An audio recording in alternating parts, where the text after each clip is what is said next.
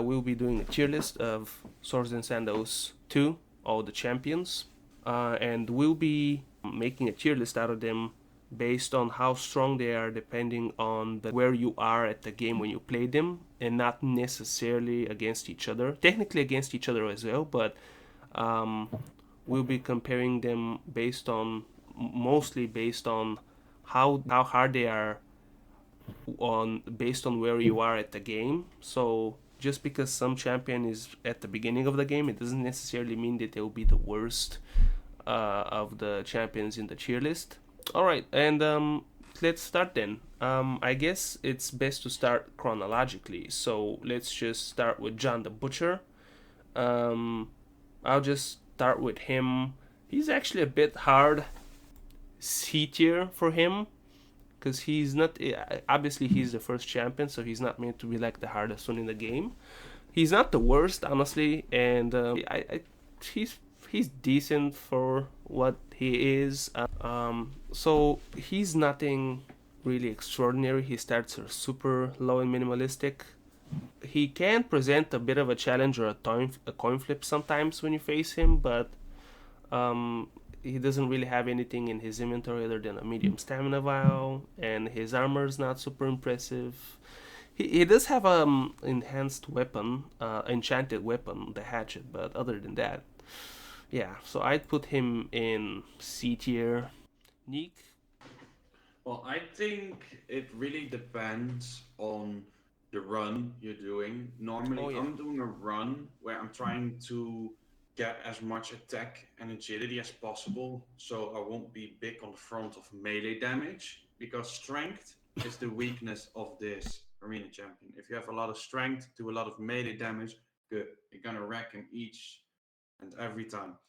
But if you're gonna go and try to kill him like with slingshots, it's gonna get difficult, especially if you want to have a little bit of armor in the beginning and, like I said, build strengths other than strength. I know that wasn't pun intended, but I actually think very highly of him because he's quite a stepping stone for if you're trying different builds that have little strength. Because you could go strength with John the Butcher, but then you'll struggle at Evil Ninja, Dantes, and other more ranged related champions.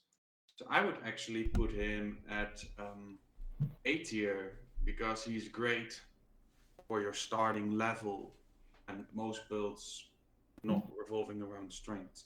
Okay, that's a fair argument. Honestly, I mean, I'd be down to put him in B or even A if the others agree. Adam, what about you? As it was said, John doesn't have very impressive stats. He doesn't have impressive armor because 80 isn't okay. For the first boss, it's okay. The amount of HP is quite nice, at least for me, because I usually have around 90, so uh, 110 is quite a lot for me. But there comes his biggest advantage, that is his weapon, his great third hatchet.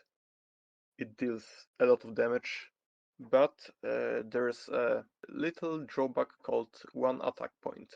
It makes having around 4 or 3 defense makes John laughable champion. He may hit you once or twice, that's it. If you have the high enough amount of strength to deal serious damage to him, he he goes down quite quickly. But if you don't invest your points into the defense, you may have a very difficult challenge because his weapon he may knock you down in just few hits. So Yeah. that's the other thing. Yeah. If Uh, his enchantment goes off, he can fuck you up. Yeah. Where would you put him in the tier list, in your uh, opinion? I think that his weapon makes him high B tier, the lowest A tier. That's the Okay, fair that's a fair ranking argument. for me. Thank you. And Troll Project. Uh, I think I agree more with I see there. The only thing that pretty much makes him difficult is the fact that he has a weapon which he doesn't even have enough strength to use. So he does a lot of damage.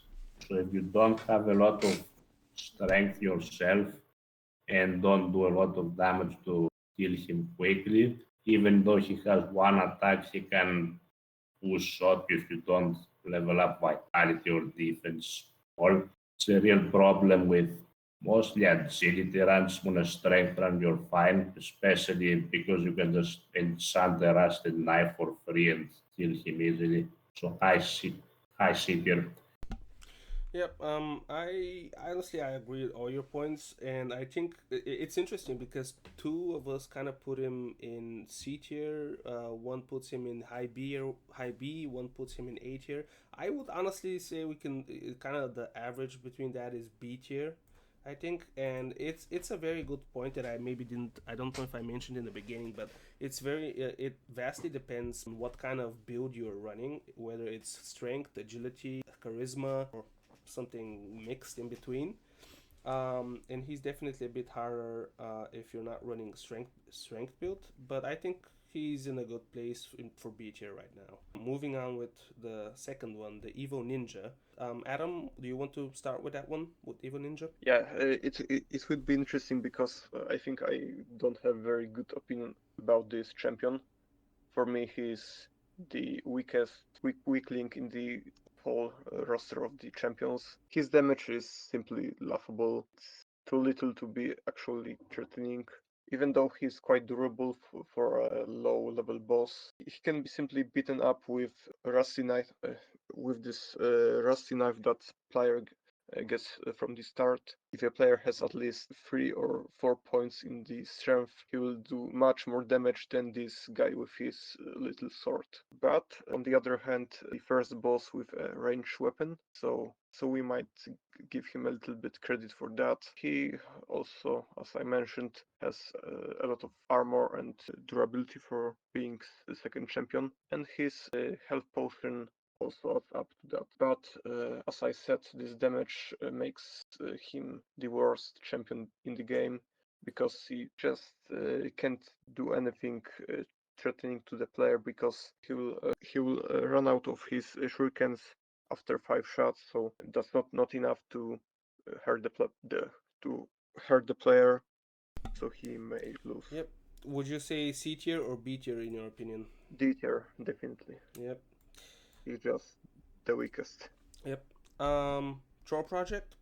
Uh, yeah, I agree pretty much. You have to get extremely unlucky and pretty much die to just the five shurikens. If he all uses bombards all five shots and gets high damage on every shot. And after he's out of shurikens, he pretty much can't do enough damage to kill you. And yeah, not much else to say. I'd put him in D tier too. Yep, that's a fair argument. General Nick.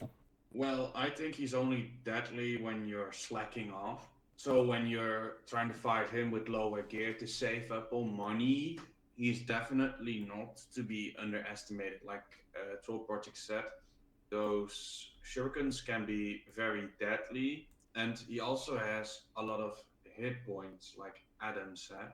Um, so he can go ahead and damage you for a long time, and all those little attacks are going to add up if you have no way of damaging him or fighting against him. Or you're gonna have to sleep 1000 times to regenerate your health again. But if you're just doing your best and using the best gear you can against him, he just has no chance.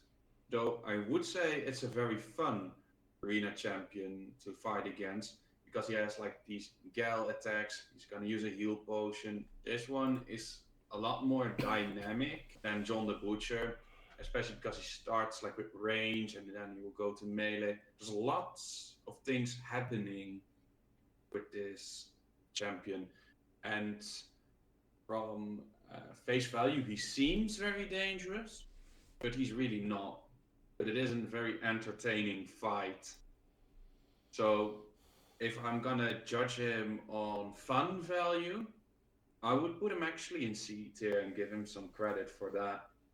I understand where you're coming from, but yeah, I mean, I agree with Adam and Troll Project. He's just one of the worst and weakest champions, and the main reason for that, I think, is his short sword. He has the level two sword, the second weakest sword in the game, and that just nerfs him so much that he's not even able to do anything to you, because the only danger that you're in fighting him is if he somehow kills you with his five shuriken.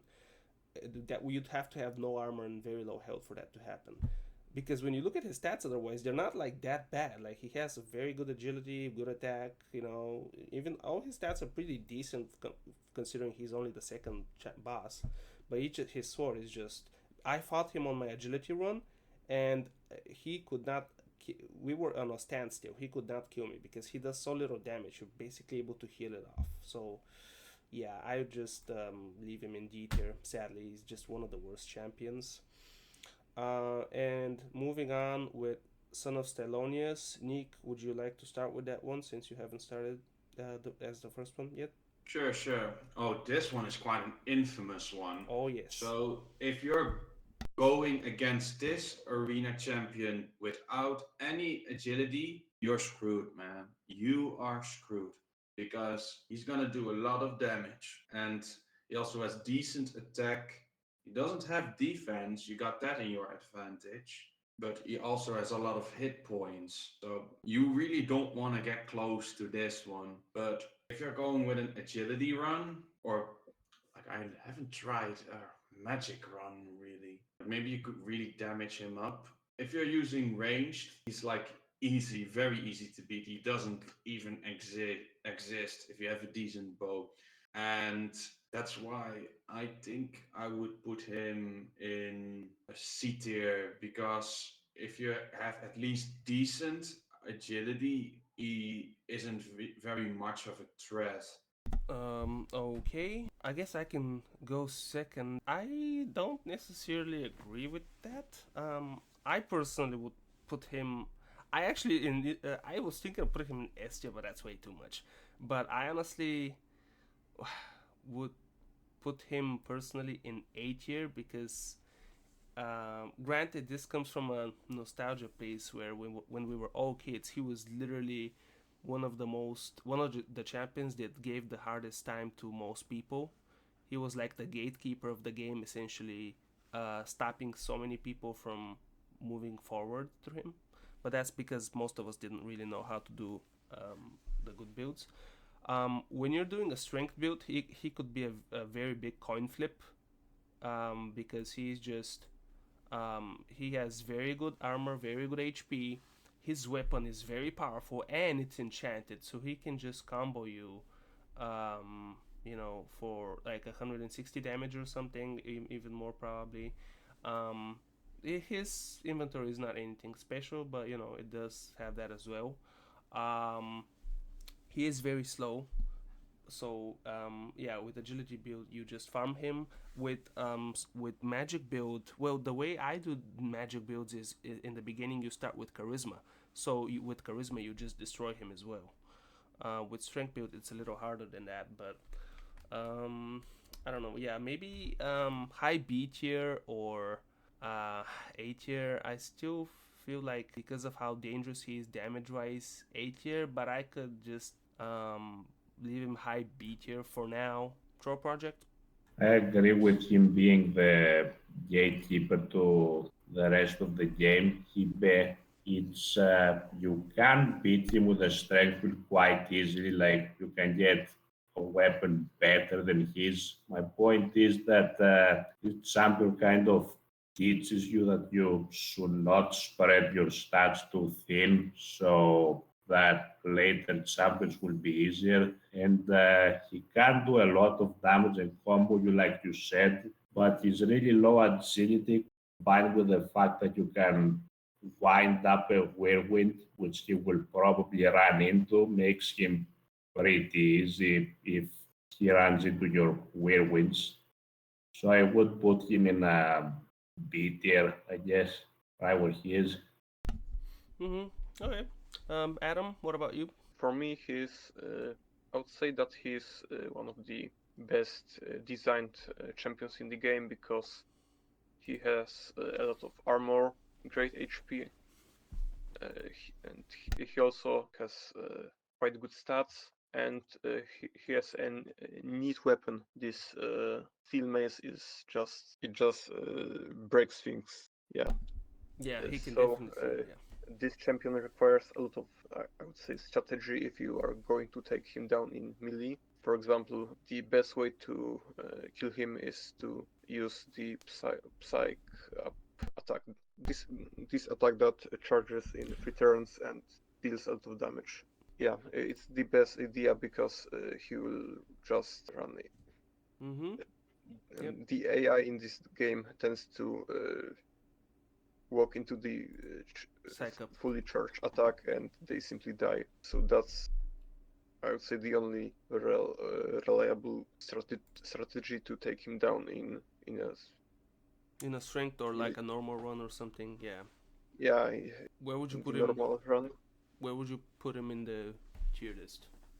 I think his overall stats place him in rather in a high tier, but his slowness and I would say lack of charisma makes him easy target to agility run and charisma runs.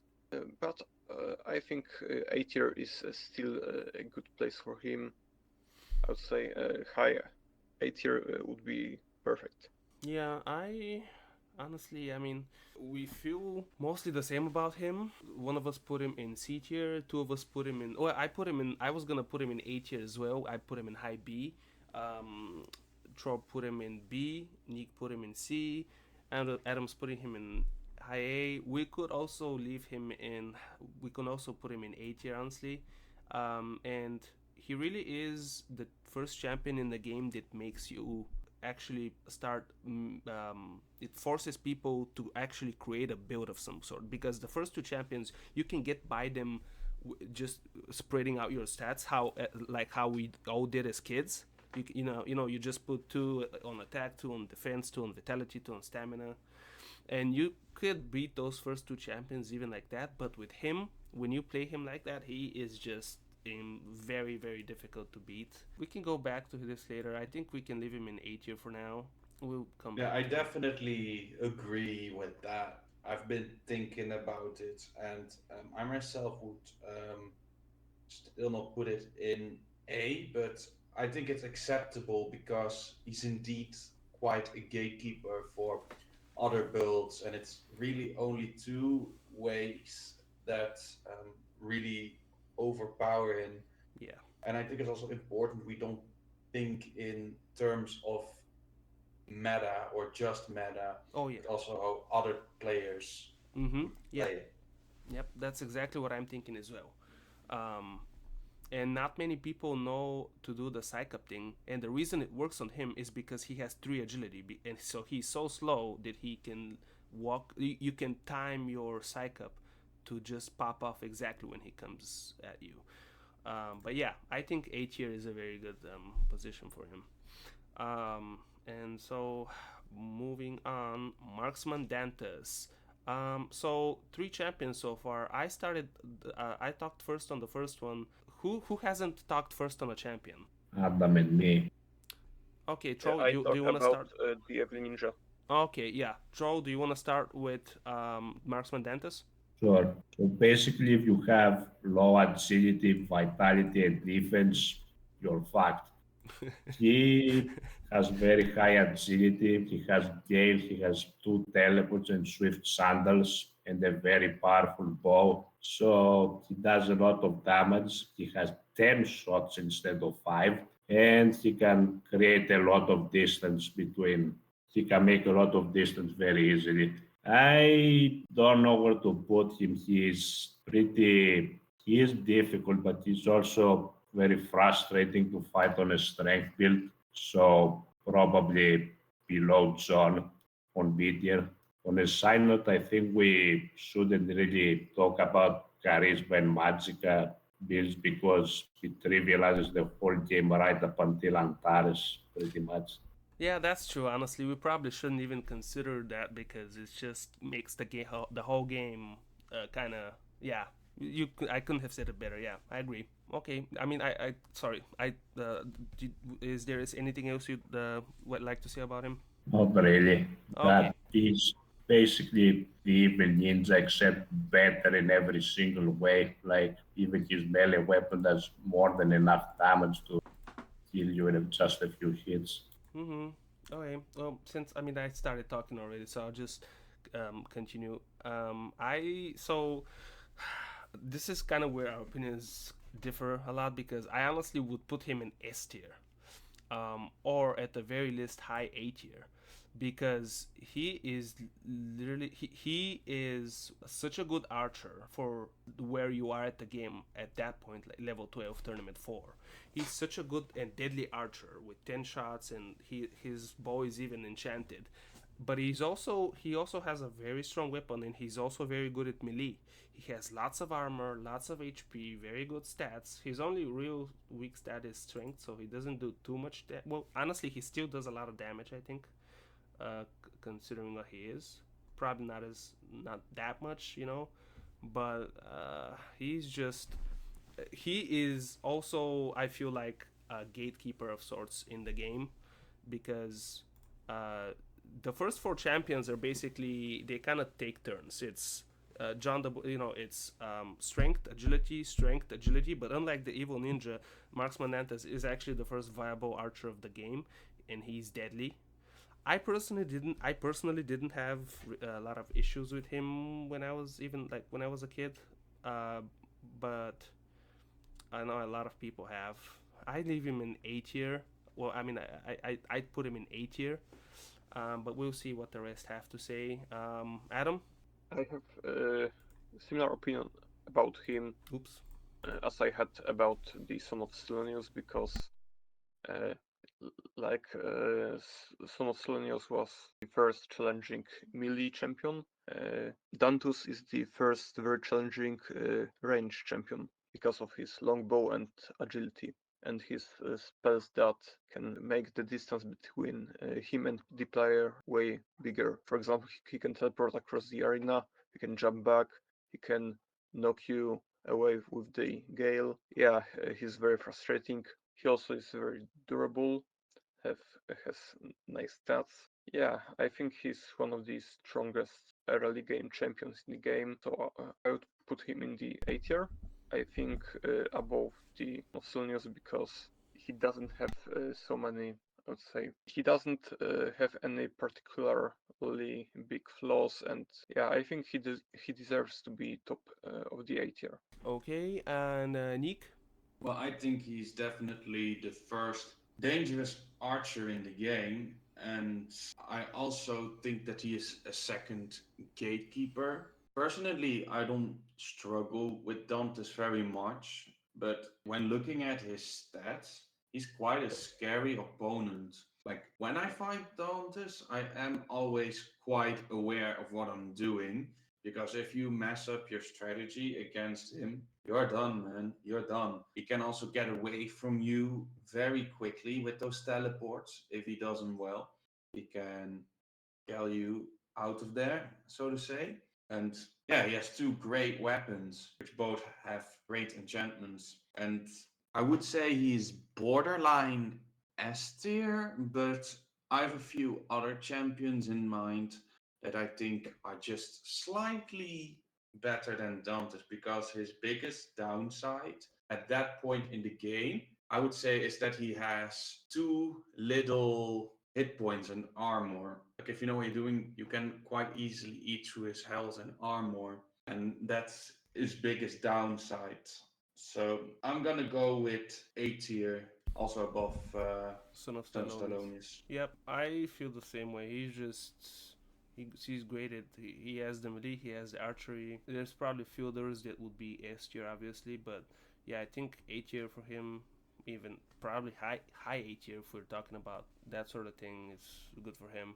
Moving on to the Great Beast, Adam, would you like to go with him first?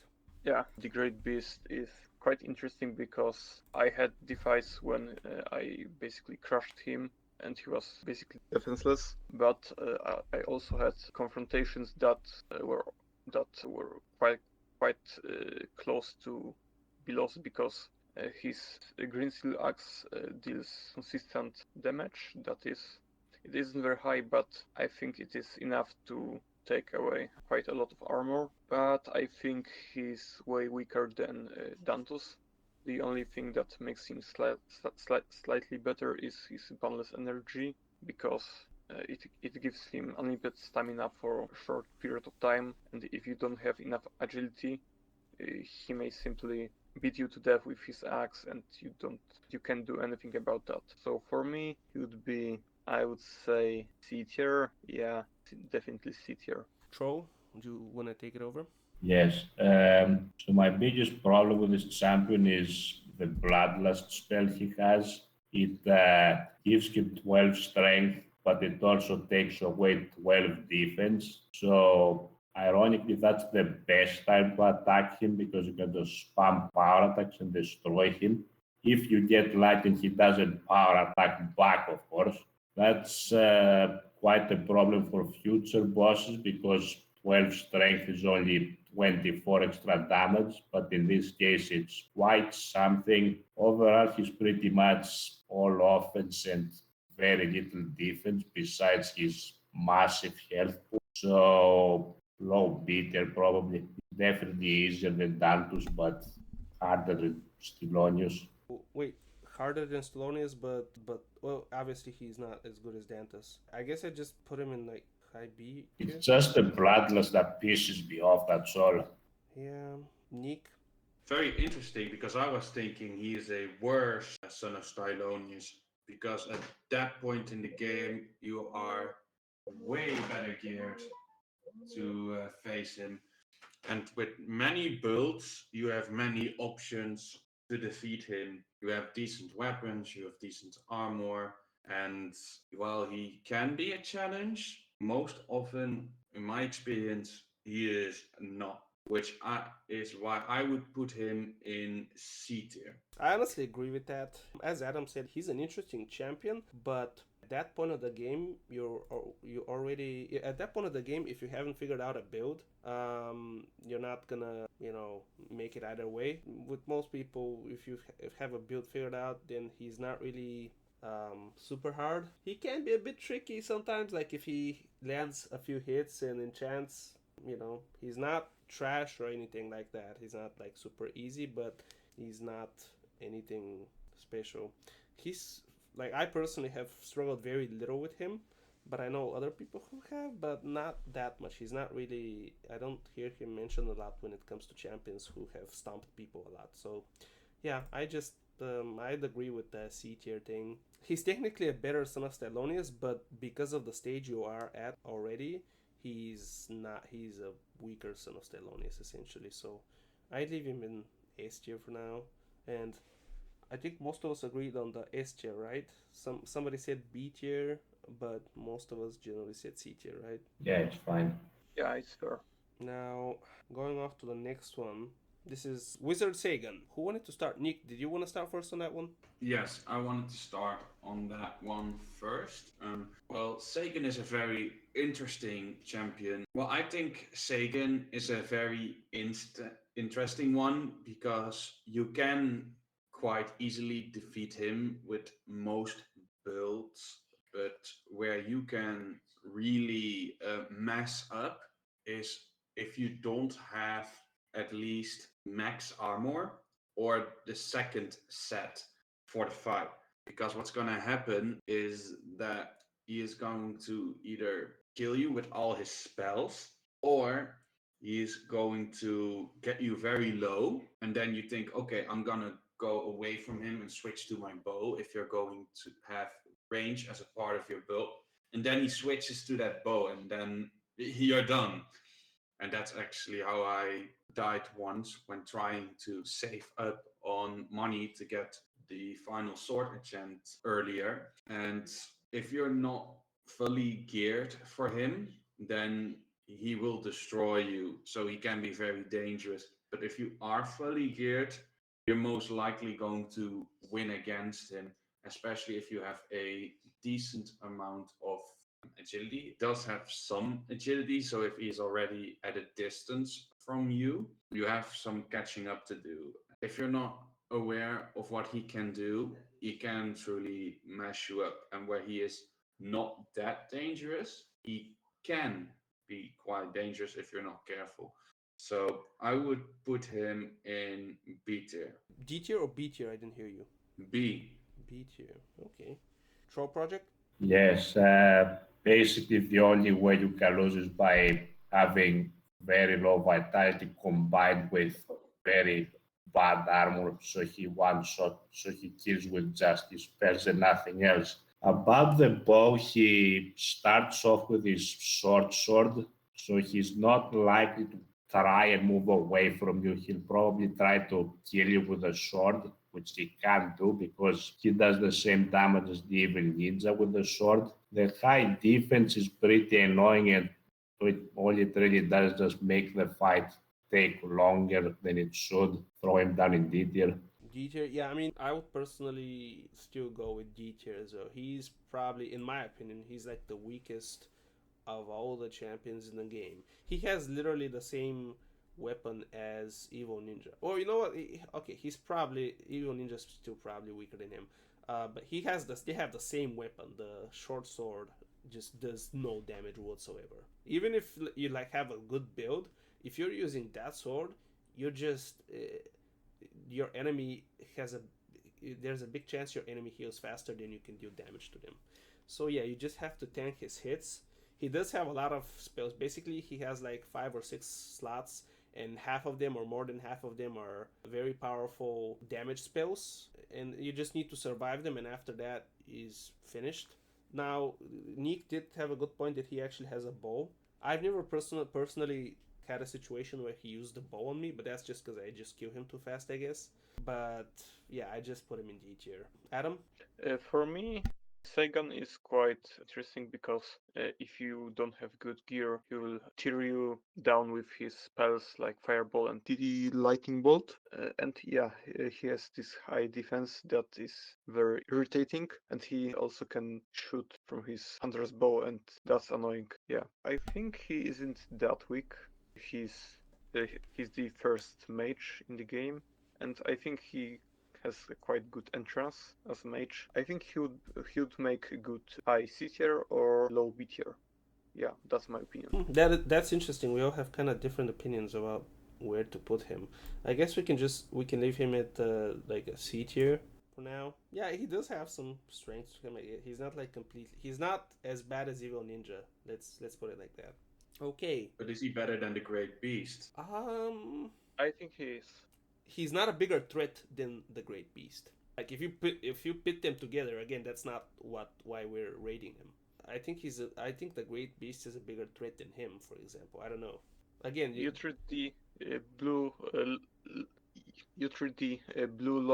Lorax too harshly, in my opinion. the what? He's in that bad. You Oh, I'm treating him too badly, Sagan. yeah, the blue Lorax. I mean, I don't know. Maybe. I mean, I guess. I mean, at the end of the day, I'm mostly talking from personal experience, but I haven't really heard of anyone having huge issues for him, other than some random RNG where he, kills people like maybe once. He's really the first champion Would that you kind say of. Troll? Oh yeah. Wait, did Troll not talk? Oh, I'm sorry. I thought he spoke already.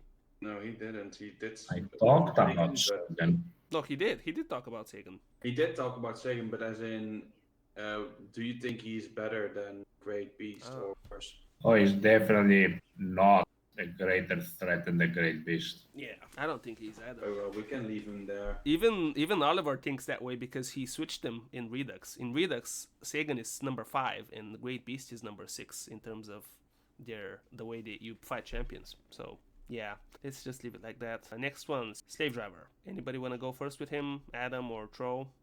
I may go first with him. Okay, yep. Let me pull up his. Very interesting character Oh, yeah. because he's the first champion we meet in the game theoretically.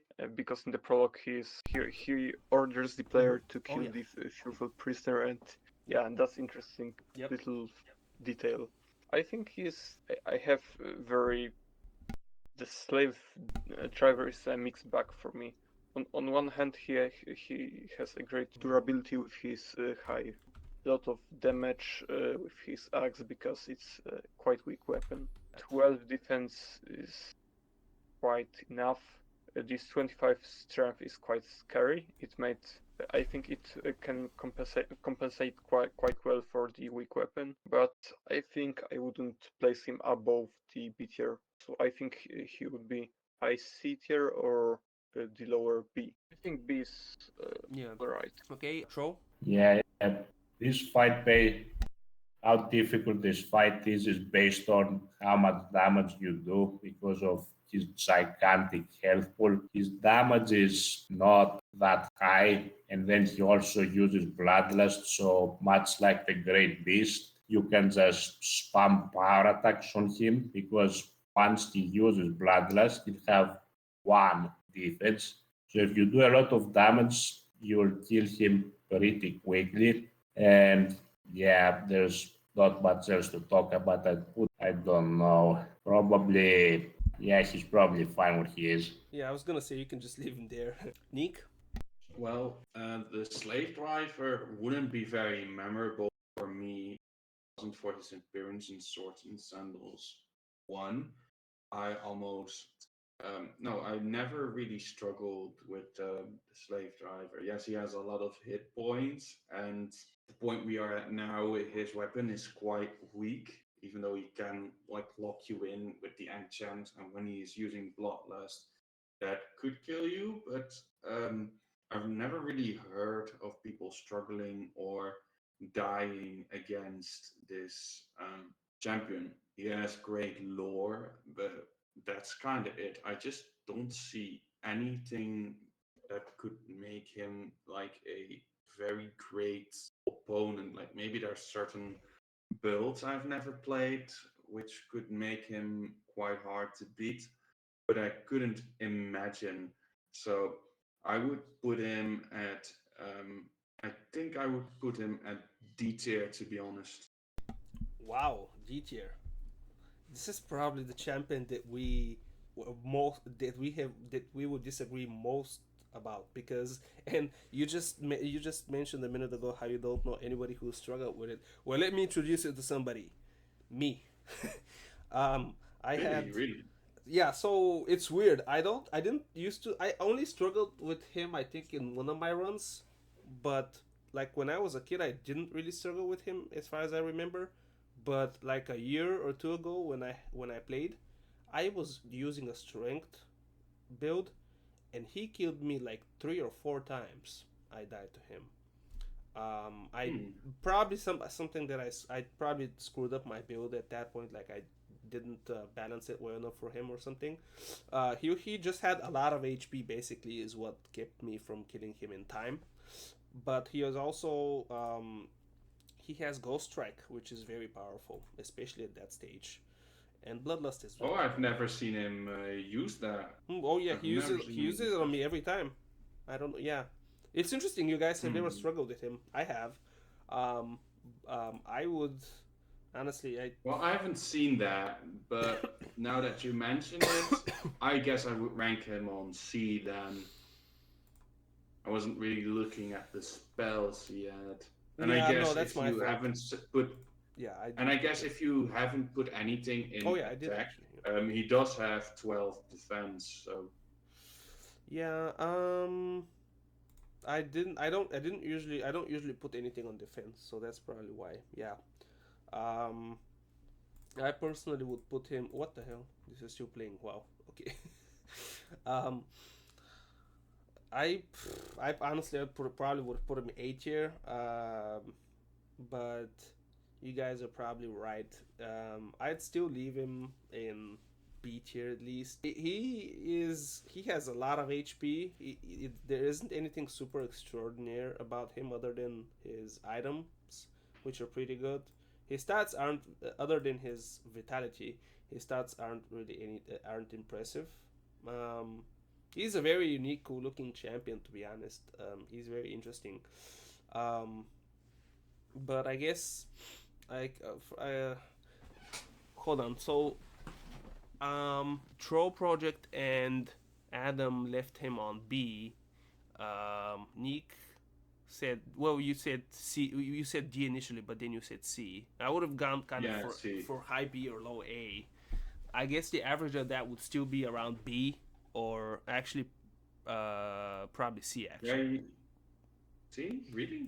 I don't know. I mean, would you say C? I don't I know. would say if you want to put it low A, I would say low B tier as an average.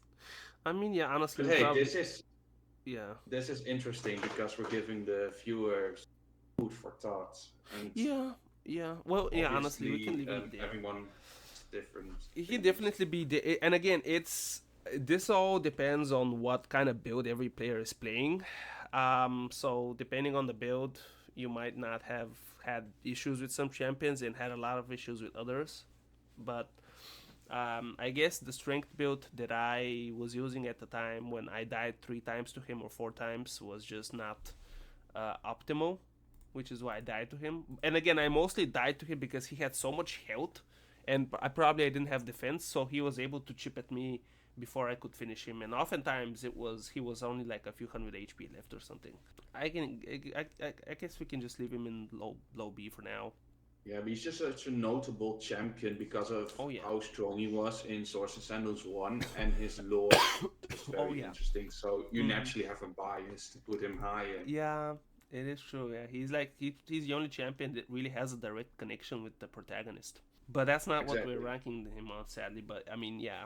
No, but bias is an important aspect to take in consideration, especially for the viewers looking at this. We all have our biases with Oh yeah, of other course, yeah. And champions. that's why we kind of try to put them in the middle ground, because otherwise he would just be in like in like mid A tier if it was up to me. So I think B tier is kind of the average between all of us, and it's a good spot. He's not the best, he's not the worst, he's decent because of his vitality mostly. He does have an enchanted weapon, which isn't half bad, but yeah. And moving on, we have Sphericles, and that's actually a hard one. He never really has been difficult for me. I don't he might have I don't even remember if he's ever killed me. He might have killed me in the past, but he's not really anything mm, special. Now, okay, I haven't included for some reason again I screwed up. I haven't included his items, but he has, and I'll include them after the video. I'll edit them in. But he has a Colossus, and if anybody remembers what else he has, but let me see. Whirlwind. Um. Adulation and command, Okay. and one whirlwind. This spell that deals grievous damage. Oh, okay. So he has a lot of stuff. Okay. Yeah, there it is. Yeah. So he has Colossus, Whirlwind, which is very strong. Both of those are very strong. Adulation is not.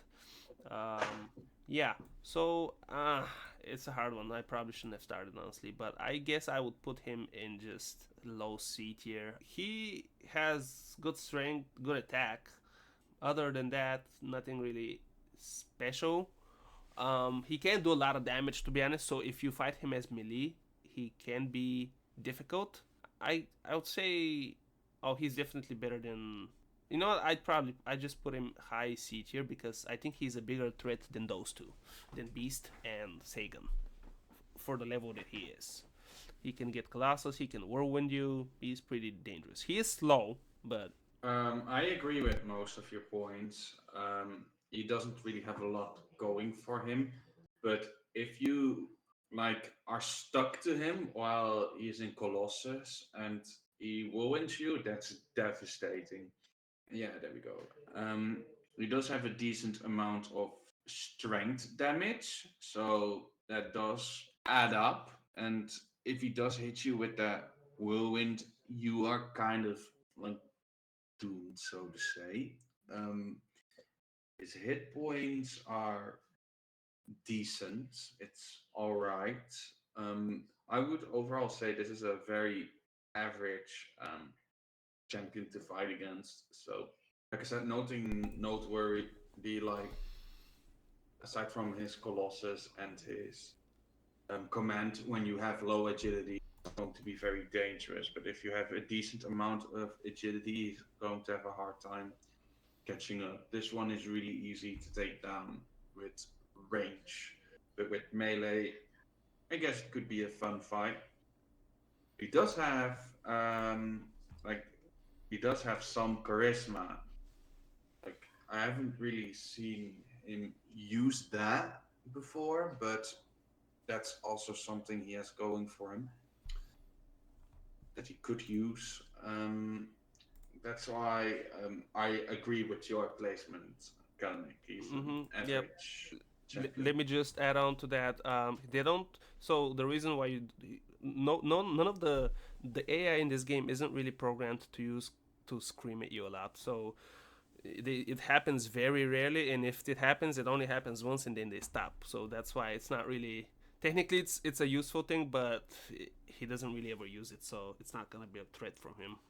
Anyway. Yeah, so he what he basically almost always uses Colossus like immediately, and if he hits you with Whirlwind while his Colossus is active, he will almost one-shot you. You can circumvent this by just staying away from him until his Colossus runs out. Another thing is that his weapon has a really long range, so it's easy for him to actually get you with the Whirlwind. And for the point of the game that he's in, I think his armor is pretty bad and he's kind of easy to kill. But I think he's more of a threat than a slave driver, so to say. So I would put him highest B tier. My boy is Piracles. He's very unique, I would say. I think he's besides the Beast, he's the only boss in the game who has this special face. Yeah, that's a unique factor, and also his weapon is quite, I would say, it's very unique. But other things about him are quite boring. It's cool that he has a powerful spell like Whirlwind. Not many champions have this item, but the Colossus isn't that much of problem because you simply run away from him with agility or knock him away with strength. To me, Colossus isn't a big advantage over the player, and it's a very useless spell. And his low damage doesn't make him stronger than Slave Driver, and I think he's just another version of the Great Beast, simply a little bit weaker. So I would put him in high D tier or bottom C. That's fair. Three of us basically put him in C tier. Um, and I think Tro is the only one who put him in high B. Actually, I hadn't really thought until you guys mentioned how low his armor is. He really has like his head and his shield no armor. His shoes basically 10, which is basically no armor at all. Yeah, he has very low armor. Huh. Hadn't really noticed that. Anyway, yeah, I think so. I think yeah, C tier is a decisive one because 3 against 1 C tier. The question is he a bigger threat than Sagan and Great Beast? Uh, he's a bigger threat than Yes. Sagan, for sure. I think he's also a Yes. bigger threat than Great Beast. Yeah, Because he can almost one shot you. yeah. Well, he's essentially a better Great Beast, as someone mentioned. A Great Beast can enchant lock you and do lots of damage with the Bloodlust. With Heracles, you can really mess up. Yeah. Well, it's More weird. chance that it happens. It's weird because he has 10 agility, but I've always felt he has like 2 because he always moves so slow. I don't know why. Maharaja Said. Who was the biggest fan of Maharaja here? I mean, I'm a huge fan, but who? I'll go first with that one because he's the pain in the ass, to be honest. Yeah. Oh, okay. I finally got his effing statistics right. Nice. Okay. Okay, so the first thing to start is his carry longbow with max uh, poison damage. I think it's very frustrating because he basically jumps away and he drains your armor turn by turn and often gets extra turns to strike because of the enchantment. And then are two other things. These whirlwinds are lethal. With his weapon isn't very powerful, but getting hit for about 300 is still quite painful, and it can happen 2 times. And he can also strike you with the ghost strike. It's painful and devastating. And his defense is also very high, and that's another thing. And the cherry on top is his max health potion. So when you think you are done with him, he drinks the potion and he restores his HP. Yeah, that's frustrating. I think he's the most dangerous champion by far. He's top of the A tier and or low S tier. Okay, that's some good arguments. Yeah, very good points. This is a very well-rounded arena champion, and if you could go back to the stats, he has a lot of spells. He has decent damage. He has a good amount of hit points, and he is very dangerous. As I was saying, very well rounded. He is a great archer. He does decent melee damage. He has great spells. He can regen his health, which gives him a lot more hit points. And he also has a decent amount of defense, as you can see here with the exemplary picture. Our guy has 28 attack and Maharaja has 36. So, and even though this guy has split up his stats quite well and not too much of a mess, I would say that in my personal experience, he's very dangerous. Also, we don't see the ghost strike here. We remember him using that already chips at your health. If you get close to him, he can.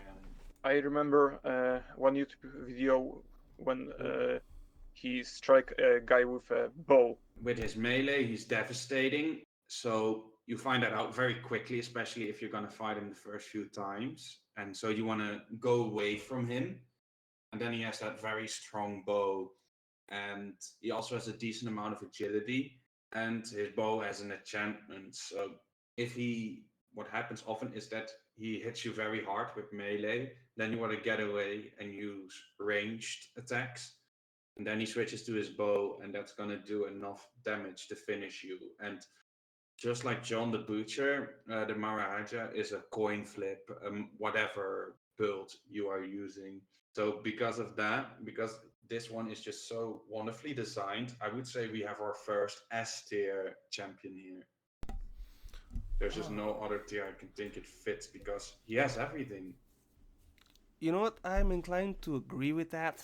I would have left him in A tier, but uh, yeah. Let me take a look at him. But yeah, he and I'm gonna put this after the video because I keep um, editing out stuff.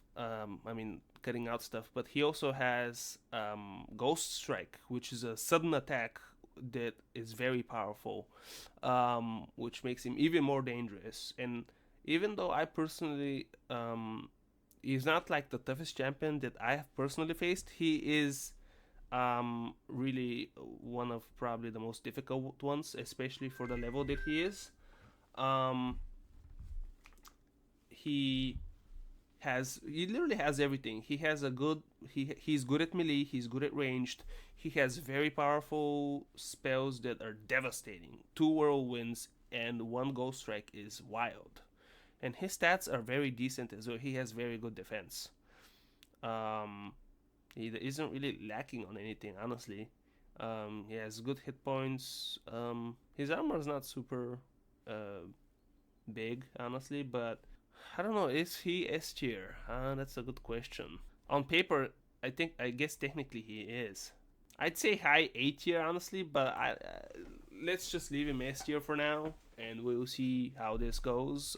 Troll. Might I add one more thing Oh before yeah, of course. Troll Go ahead. speaks? The fact that he has low armor also made me underestimate him the few first times I thought him like, okay, I can easily take him down, but even if you're doing well, he can pop that max health potion, and because he has a lot of vitality, he also has that element of surprise on you. Yep. Mm-hmm. Yeah, that's true. He is more than than he looks. Especially if you play the game and you don't check all his details and you just go at him. You see him. He has low armor. You don't see his spells because they're not displayed to you unless he uses them. So yeah, he's definitely not to be underestimated. Yeah, he's pretty well rounded. His damage is more or less the same as Marksman Dantus, except he has better spells and better enchantments. He, yeah, there's nothing to say about him really. I would put him at top of A tier because I think his damage could be a bit higher. Then again, that's where my Rusted Knife only run ended, so whatever, just Yeah, put him on high A tier. yeah. Honestly, I'm more prone to high A tier as well, because if you put him in S tier, that means you're putting him with Antares, and I don't know if anybody else is S tier. I'd say high A tier for sure. He's definitely one of the best ones. Um, and pretty much, Adam said S. Me and Troll say high A, and Nick. Where did you put him? I put him also in S, and also because if you look at the Hmm. champions left, yes, Antares, everyone knows where he is gonna go, but yeah, I don't know if other champions are gonna be put in S, That's true. Honestly, but that's true. We can. Yeah. I mean. Yeah. Well, we have 2-on-2, and it's debatable. Now it goes into what kind. Like we can go into further trying to see like what builds work with against him and what don't. But he's really a trade of all an ace of all trades because he can both melee and art and range. So, but strength build is definitely harder to fight him with. It's a even tough one. agility build can be hard. Oh yeah, even agility build. And that's why, because there's just nothing negative to point out. Yeah, he doesn't do that much damage, but then the whirlwind Yeah, comes in, and yeah, then you move that's yeah. away, then the bow. Like he would be too overpowered. That's I mean yeah. Honestly, for especially for his level, yeah, I'm down to leaving him here. For us, we could think about every champion. Okay, they can definitely be a lot harder, but for the average player, yeah, the Maharaja is just perfect for where he is. I'm down to leaving him in S tier. We all agree that he's definitely the best one out of all the ones so far. So Yeah, I agree. He's probably the best so far.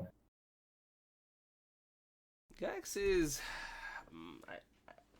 he's also an interesting one. He's a strength based character, and he also just like Sphericles has Colossus. He's a bit hard to pin down. His stats are decent. He has a lot of vitality, kind of like Slave Driver. He's very slow though, and I'd put him in like middle C tier, but I haven't personally had any problems with him.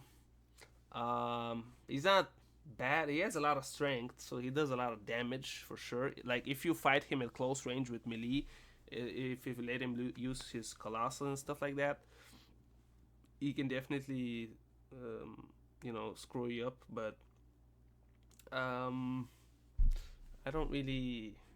There's nothing extraordinary about him. I don't know. So he's definitely a bigger threat than Sagan. Probably a bigger threat than Great Beast. Is he a bigger threat than Sphericles? I'm not sure. I don't think so because at that point we're way higher level than when you were at Sphericles. So you'd have even more time to kind of prepare against him. I just leave him in middle S tier for now.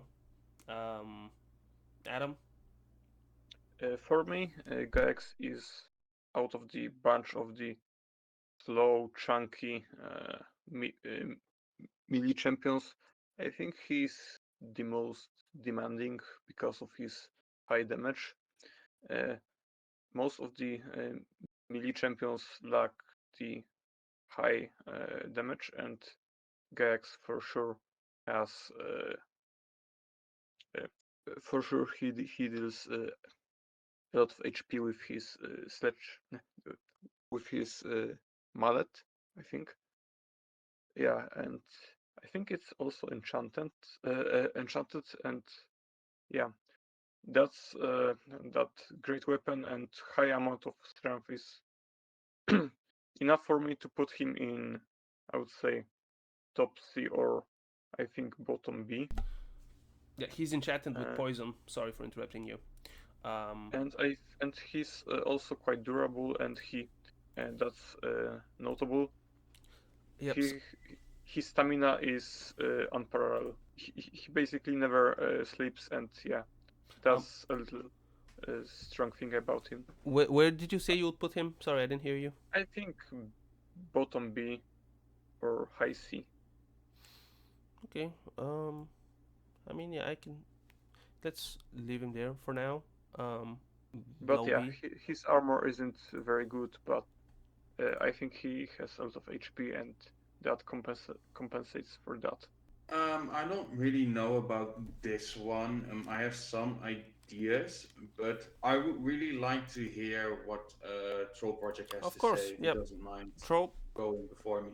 Yes, he's basically the slave driver, but better if you accept he doesn't have Ghost Strike, but that's not enough to make him worse than the slave driver. Because unlike the slave driver, he actually has decent damage, attack, and defense, so you can't just mindlessly rush him and beat him to death. You kind of have to um, either have a lot of defense or do a lot of that, produce so much damage that it doesn't matter that he has so much health. Honestly, um, B tier, higher than slave driver, maybe even, yeah, higher than slave driver, that's it. Okay. Nick. Well, if you could go back to the stats. Oh, he has a lot of damage, a lot of hit points. You also do with a melee build. This one is going to be very tough, especially if you're also going with a build that has low agility. Again, he has the same ability as Sphere Heracles, where you can command you to him, and um, while he's in Colossus, and while he can't do a whirlwind or ghost strike, he still can power attack you multiple times, and it's really hard to get out of his grip, so to say. And just like Son of Stylonius, lots of health, lots of damage, and at this point you are much more well prepared. But if you don't have the appropriate build to also damage him at range, or to be able to heal your vitality, like if you have a high vitality and some agility, you can move away and heal up really quickly and go in again.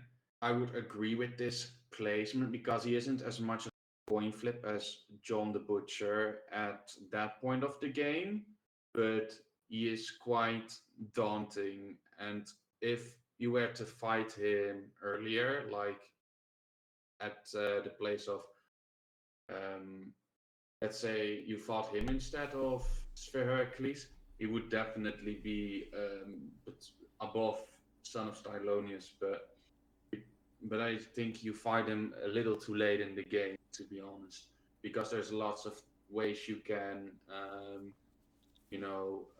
substitute, or like not having like ranged attacks.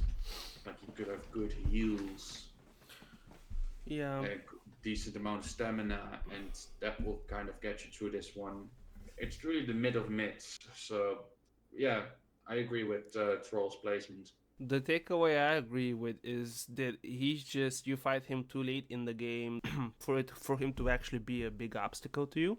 And he's basically, I mean, he's technically a better slave driver, but I don't agree that he's better than the slave driver because basically the only difference between them, how the fight with them goes, I mean, is that you with him you're several levels higher, so you have better stats against him and you're better, well, you should be better prepared against him. I mean, we could leave him in B tier and here and that's fine. um but do you guys think he is a bigger challenge than the slave driver? Absolutely. Okay, then he would probably be a bigger challenge than John the Butcher. You gotta see him for what John the Butcher is at the beginning of the game, Yeah, because most of the times you have to challenge him multiple times to get good RNG, unless you're going with a strength build. That's why I would rank I guess you're. John the Butcher above Gaiax, Mm, because I'm also ranking them in a way of how hard do they, how much of a hard time do they give you, and yeah. for what build. And Oh that's yeah. why I rank Maharaja so high, because he gives you a hard time regardless of build. So every player is going to struggle with him. As with Gaiax, it's going to be slow melee builds and low vitality builds. Yeah, I agree with that. That's fair. By the way, I just noticed that he has the same.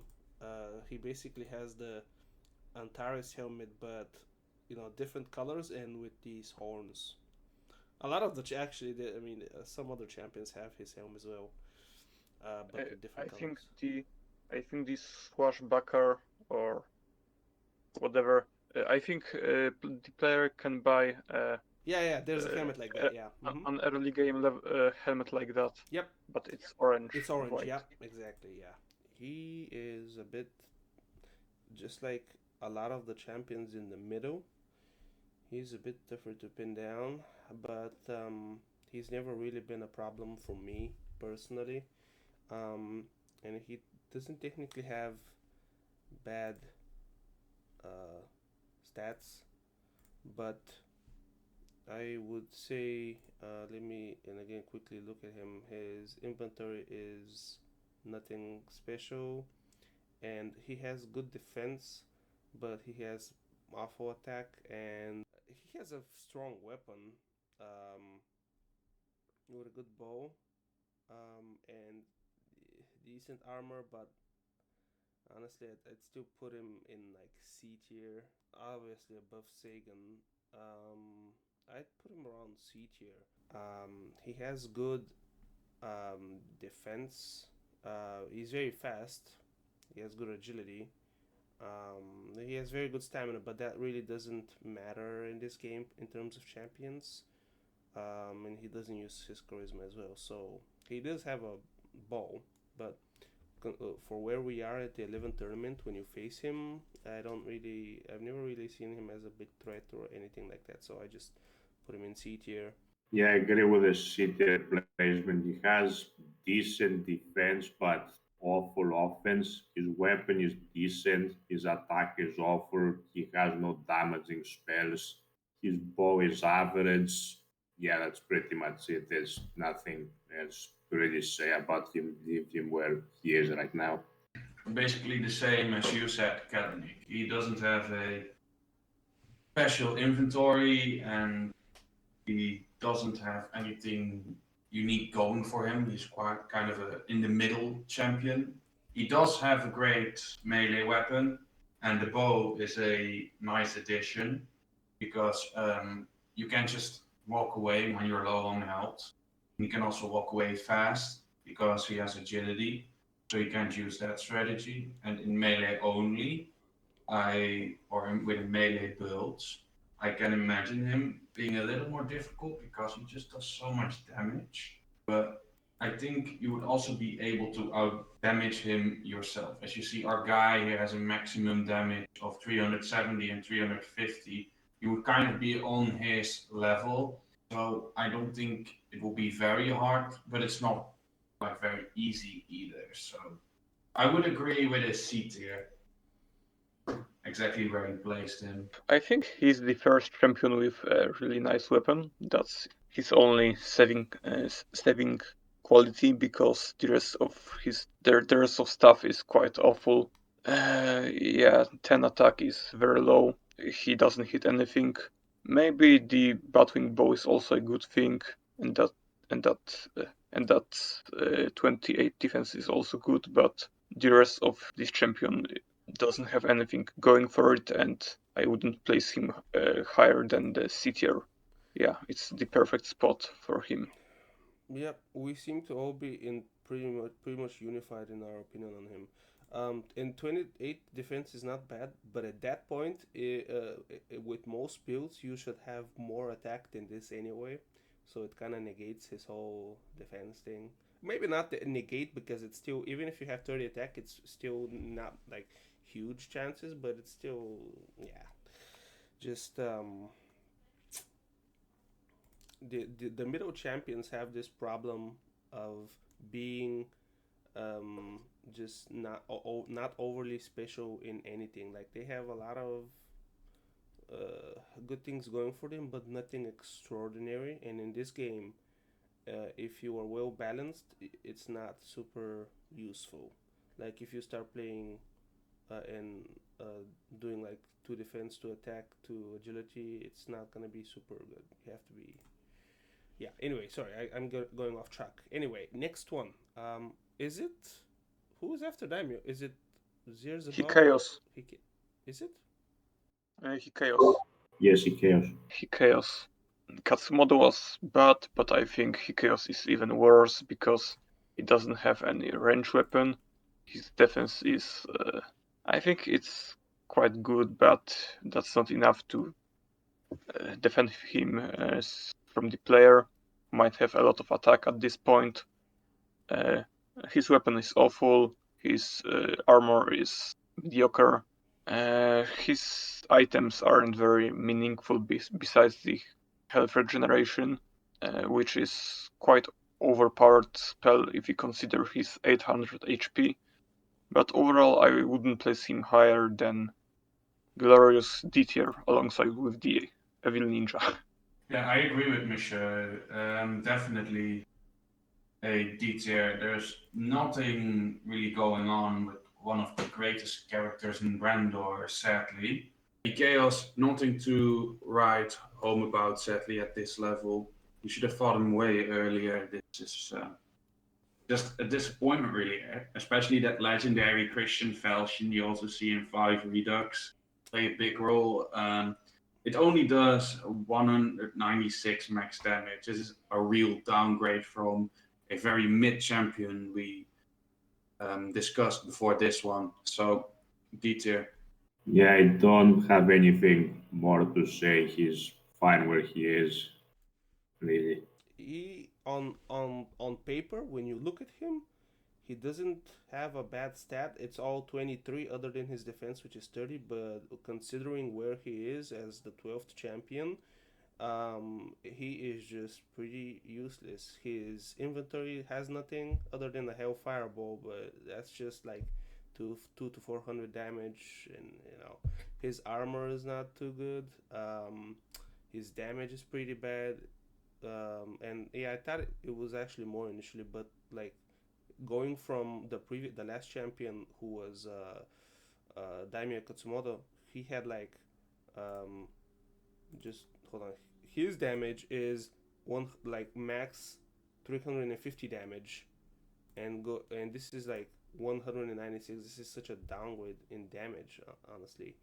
And his armor is also pretty much the same as Daimyo Katsumoto, so it's really just like in terms of stats, he's good at every stat, but he's also bad at every stat. He doesn't excel in anything. He's just now he hits you quite hard. His fashion is enchanted, so if he gets his combo off, he can be pretty dangerous.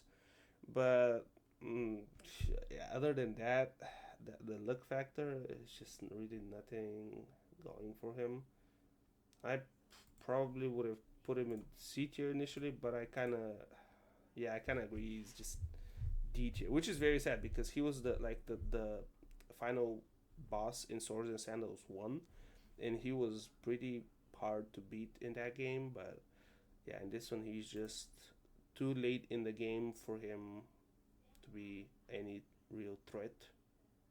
So yeah, I just just do that. Um, all right, and going to the next one, I think that's Zirzabal, if I'm not mistaken. Yes, yes, That's the one. Oh, this one is quite cool and menacing, Yes. but I never really had problems with this one. His weapon is very weak, but he can enchant, chain lock you, and if that happens, it's just bad luck, but that's dangerous. His armor and health are very decent. Um, he has average attack, decent agility, does have a lot of strength, but then again, the weapon isn't too much to write home about.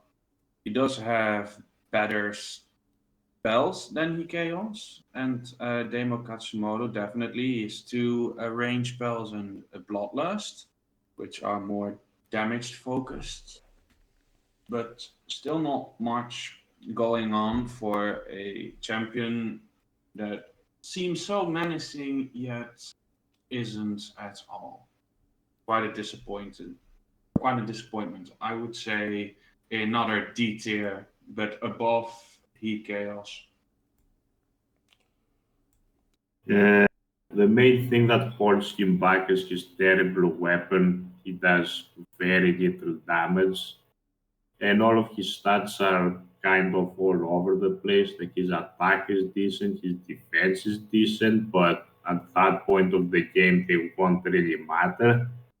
His spells are fine, and I just noticed he has Bloodlust, so yeah, that brings him even further down. I think he's fine in D tier where he is right now. Uh, I think putting him in the D tier is too harsh. I would say he's bottom C behind the Wizard's Sagan, but nothing above. As it was said, he doesn't have anything significant going for him. His weapon is quite weak. His stats, although they seem quite good, they aren't enough to justify putting him high on this list. And the armor isn't very high, and his items are quite weak. So yeah, I think he's D or bottom C. Yeah, I actually agree with you on this one. I think putting him in D tier is way too harsh. Especially considering we've put Sagan in in C tier, which I still disagree with, but you know, it is a democracy, as they say. But I personally haven't had any like huge issues with Zirzabal. Again, mainly because at this point of the game, if you've reached this part, which is the 13th tournament, you are just going to be like in this example. You have more strength than him, you have more attack than him, more pretty decent defense. So pretty much excel at him with everything. You do more damage. You have more armor. Um, he does have a lot of HP, which does help him. So he's bulkier. He can take more damage, and if he gets his combo off, he can hurt you. And his inventory is pretty decent. Um, but the undefined, I think that's an error. I asked around in the Discord. I think that's just an error. It's not any spell actually, so it's just like an empty slot essentially. So I think yeah, I would say at least a C tier. I would have even gone B tier in the past, but I would actually put him probably above. I put him above Daimyo actually. Maybe even Great Beast to Hmm. be honest. I'll just. I think. Why? Well, hold on. Daimyo has a lot of defense and he has a good weapon, but he doesn't really have the damage or the strength to actually be super threatening. While Zirzabal can get you hurt with his spells, and then if he gets his attack off. But that's just my opinion, of course. I'll just leave him here for now.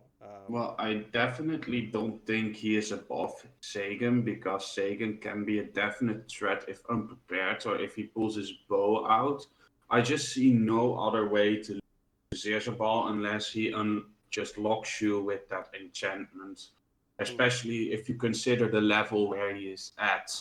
And yeah, the Hellfire Ball and the Lightning Bolt will do some damage, but it is very minimal because these are low level versions of these spells, like yeah. 20, 30 ish. And the other thing is his weapon still does less damage than Daimyo Katsumoto. So I Yeah, fair. definitely think bottom C or top D is Um, more accurate. well, let's see if Adam and Troll agree if he should be above Sagan. I think he should be behind Sagan. I mean, he definitely has a higher chance of killing you than Sagan, but at the same time, he's way too weak for the level he's at, so I don't know really. Okay, I guess I'm about. Yeah, I mean, okay, that's fair. Kind of a. I guess I'm in the minority here with him. Maybe I'm being biased because of how awesome he looks, and the fact that you fight him, Definitely, and the fact that you definitely. fight him in the dungeon. He used to be one of my favorite champions. And yeah, when I was a kid, he used to be a bit harder for me to fight. But you know, when you learn in this game how to make um, a proper build, whether it's a strength build or an agility build, he just becomes a very nothing burger, as they say. Okay, we'll just leave him here. Next one should be Sir Belgrave. Yes. He doesn't really have any weaknesses. His stats are pretty good across the board. His melee weapon is really powerful. His abilities are also, his items, excuse me, are also very useful. The only thing that really drags him back is that if he pulls out his bow, he's basically lost because it does very little damage compared to his cutlass. There isn't, and that's kind of it. There isn't much else to say about him. Might put him low A tier, probably between Stilonius and Dantus. I actually pretty much agree with you. Um, He is pretty decent. He has a powerful inventory. Ghost Strike and Whirlwind are among the most powerful items you can have in the game, especially if you're a melee build like he is. His weapon is definitely very dangerous. His damage output pretty good. It's not as good as in this example in the character who's facing him because he has 60 strength and Belgrave only has 36. But again, he doesn't really have any weaknesses. Um, like he has very good defense as well, which is also good, and his weapon can be brutal. Um, I don't know why all the champions in the middle have like the same about 900 armor. It's not a bad armor. It's just for that level, it's not too much armor. But yeah, his hit points are a lot though, which is very good. They help him a lot. While I have never personally had like huge issues with him, he's definitely not to be underestimated, and he can fuck you up if you aren't careful. His bow kind of sucks, but I don't even know if I've seen him use a bow against me, but otherwise, yeah, he's pretty good. I'd say 8 tier for sure. I'm not sure if I'd put him above Stallone in between Stallonius and Dantas, but honestly, yeah, I think that's a fine place. Okay, so I think that Whirlwind plus Cutlass is a deadly combo, especially with his 30 attack points. It can be quite devastating, and I think he's one of the only champions I'm really scared of because of his weapon and his stats. 50 defense points is a lot in this game, and for me it was really hard to hit him for a lot of HP, so I had to use the quick attacks. Yeah, I think he's a very strong champion. He has great items, great stats, and his only disadvantage is the reinforced bow. But besides that, he's just goated, and I think he should be even above Marksman Dantus for this matter. Well, the first thing that comes to mind when Sir Belgrave in Swords and Sandals 2 is his Ghost Strike. That thing can one-shot you, especially if it's a critical hit. So you better have enough health. And the Whirlwind, that does devastating damage when it hits, like a Grievous hit. Like 3 times its damage, I think, or 2? I think twice. Your power attack plus 50% more damage than his max damage. Yeah, that's pretty devastating, but it does get catched by armor pretty often. And it's not a ranged attack. The boundless energy is kind of useless. The reinforced longbow is not that great, but it could be deadly in some situations. But his weapon is amazing. What can I say? His downside, though, is that he does not have great armor for his level. Like, he does have a decent XP, but when we look at our character here, his max damage is 600, and so he could basically kill his health with 2 power attacks, and 4 if you take in account his total armor and hit points. I personally never had a problem with him because of that. On paper, he is much better than Stylonius and Dantes, but you have to consider the level you fight him at. If you fought him 2 champions earlier, he would be legendary up there with Maharaja. He is just not as great as he seems. Like, in my opinion, he would be top of B tier because he's not as much of a struggle as Stylonius can be unless you use a bow at that level. So I'm gonna go with the top of B tier for this one. That's the main problem with these champions. They're good, but the level that you face them at, you're just way better at that point. And it doesn't help that they all, like the past 3 champions, have had like about 900 armor, which should be more. Um, he does have his weapon going for him, but yeah, I honestly kind of agree with you about him not being as big a threat um, as Dantas and Stylonius, because like when you face them, it's still earlier in the game and you're still getting your foot in, and they can be deadly both in their own ways. And with him, if you don't have the stats to deal with him at that point, then you won't be able to complete the game anyway. So it's kind of a paradox situation. I'd say we can leave him in low A tier because he's still pretty.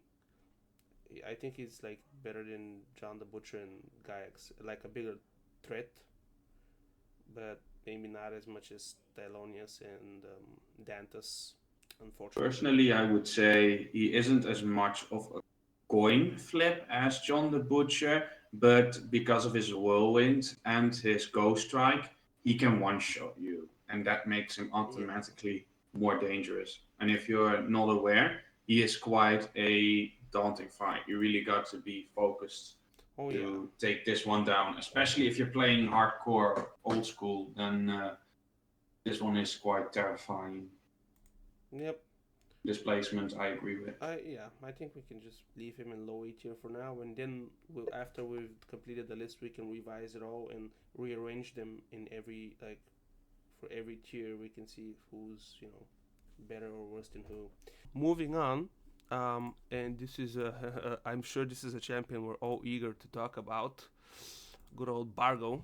Does anybody have preference to start with him? And I Yeah, go ahead, Troll. Okay, there's basically no way to lose even if you try, unless you have like one vitality and no armor at all.